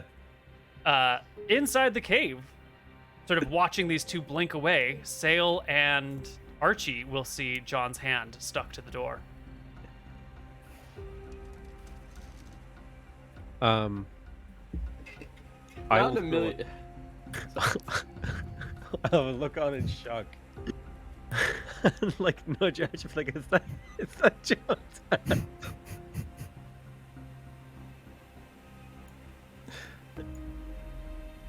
Should we grab it? Probably not, right? It's still cold. Is the door unfreezing? Oh, dear. How do you Now how that, can you li- tell if it's unfreezing? Well, I would imagine that like the shimmer of ice on it is starting to fade away because Yeah. there's no living thing touching it.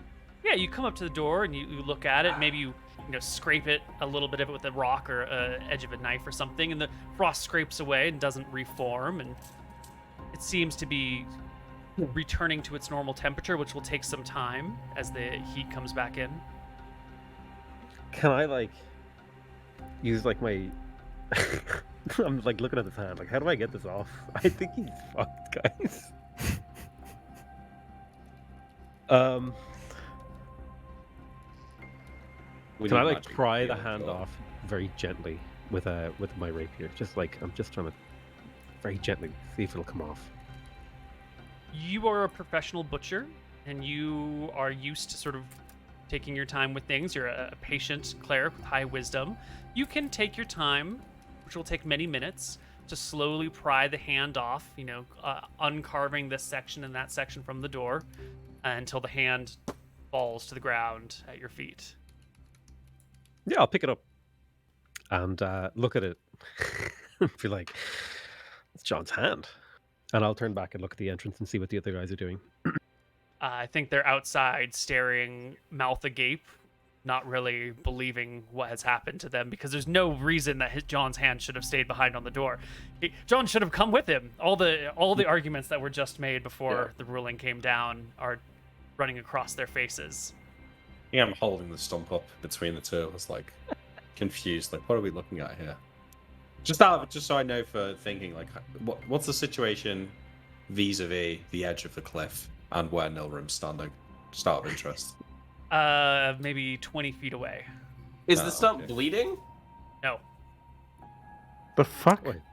I'm like, I walk over to John with his hand, and I'm like, you left this? I'll give you a hand, John. and then I noticed that his wrist isn't bleeding, and I'm like, wait, maybe you don't. I just sort of reach out. Maybe with you my don't left need hand. the blood. I And reach I'll, out with my left hand quietly to take my hand back, and we'll just kind of put it on. The Can side. you move? I- Can you move the hand? Wait. I'm holding it, and I'm like, wait. I think I can put it back on. How are you gonna? I use rope and No, bandages fuck that. to like stick Fuck it. that. So he has, like, a little rope. I take it, Neal, with my left hand. Is it still frozen? Well, you have a hard time feeling temperature, but its joints aren't moving particularly well. Yeah, but I get it though. I hold the wrist end of the hand. I sort of blow on it a little bit, get it nice and toasty. Get it a bit moist, like it's an N64 cartridge, Yeah. Blow out the dust. I sort of line that shit up, and I just sort of put it back on there, and then I'm gonna hold it. I hold it at the wrist, You hold it at and the then wrist. I just give it a little wiggle of the fingers. Yeah, and you notice your finger moves a little bit. It's a little slow There to you go. react, but it moves. Yeah, it's just a bit cold. Yeah. Oh shit. And then as you let go with the other hand, it just falls off, unattached. I don't let go though. I keep hold. As This long is as what you we're doing for now. as long as you hold it to your wrist, you will gain some motor function. Yeah, we're gonna You let might it need warm it. back up. How bad? John, you're gonna impress so many people at the next party with this trick. Holy shit. Anyone I'm got like- a needle and thread? I say I'm as the thinking. episode closes. I think that's the last scene, right? It's John holding it there. He's going like this, then he turns to party. He's like, "Has anyone got a needle and thread?" And then it does one of those cuts where it goes black and you see a circle. Do you know what I mean? Like the circle gets smaller and smaller on John and then his hand, and it fades to black. I think that will do us then for the day. When we come back next week, we will explore this dungeon. And in the meantime, we're going to look to see if there are any questions from our dearly beloved patrons who make Check it this out. show possible. Would Nilram ever accept a deal with Rohi? If he had some reasonable strings attached, but some sort of real power boost. Probably not, no. We'll have to see. There was like one or two things that I was thinking that might be able to be like finagled in if he needed to make a deal for his life. But the answer is probably not. Second question. Question for the cast. So far, Koibu has done a fantastic job at creating the mysterious presence that is Rohi.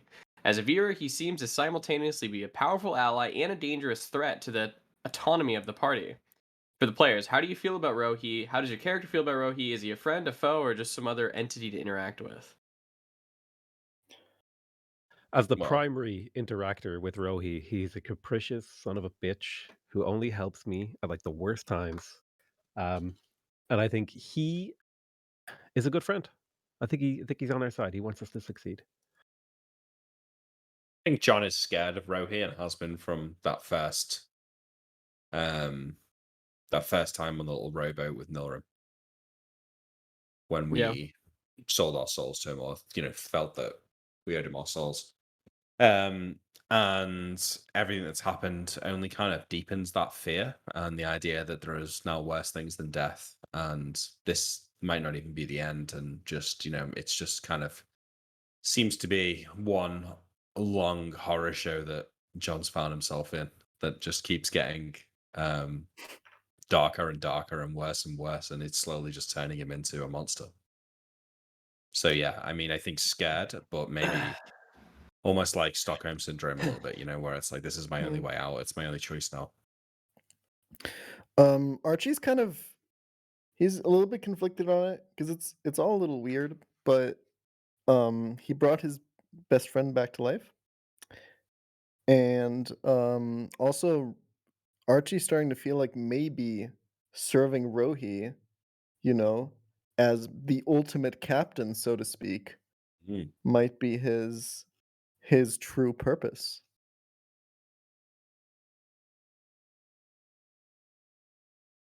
Nilram's probably just pretty fearful of the power, and he doesn't like that all of his friends are being bound to a deity that he doesn't really know about. That's it. No, that's it. All the questions? That's All it. right. That's all the questions. If you would like to ask questions, you can join us on patreon.com/Tides of Death. Root. Is that the right address? Yes. Yep. Excellent. All right. Then we will be back hopefully next week with some more Tides of Death, and then we're off for a few weeks. So catch you next week, everybody. Bye-bye. See you See then. you then.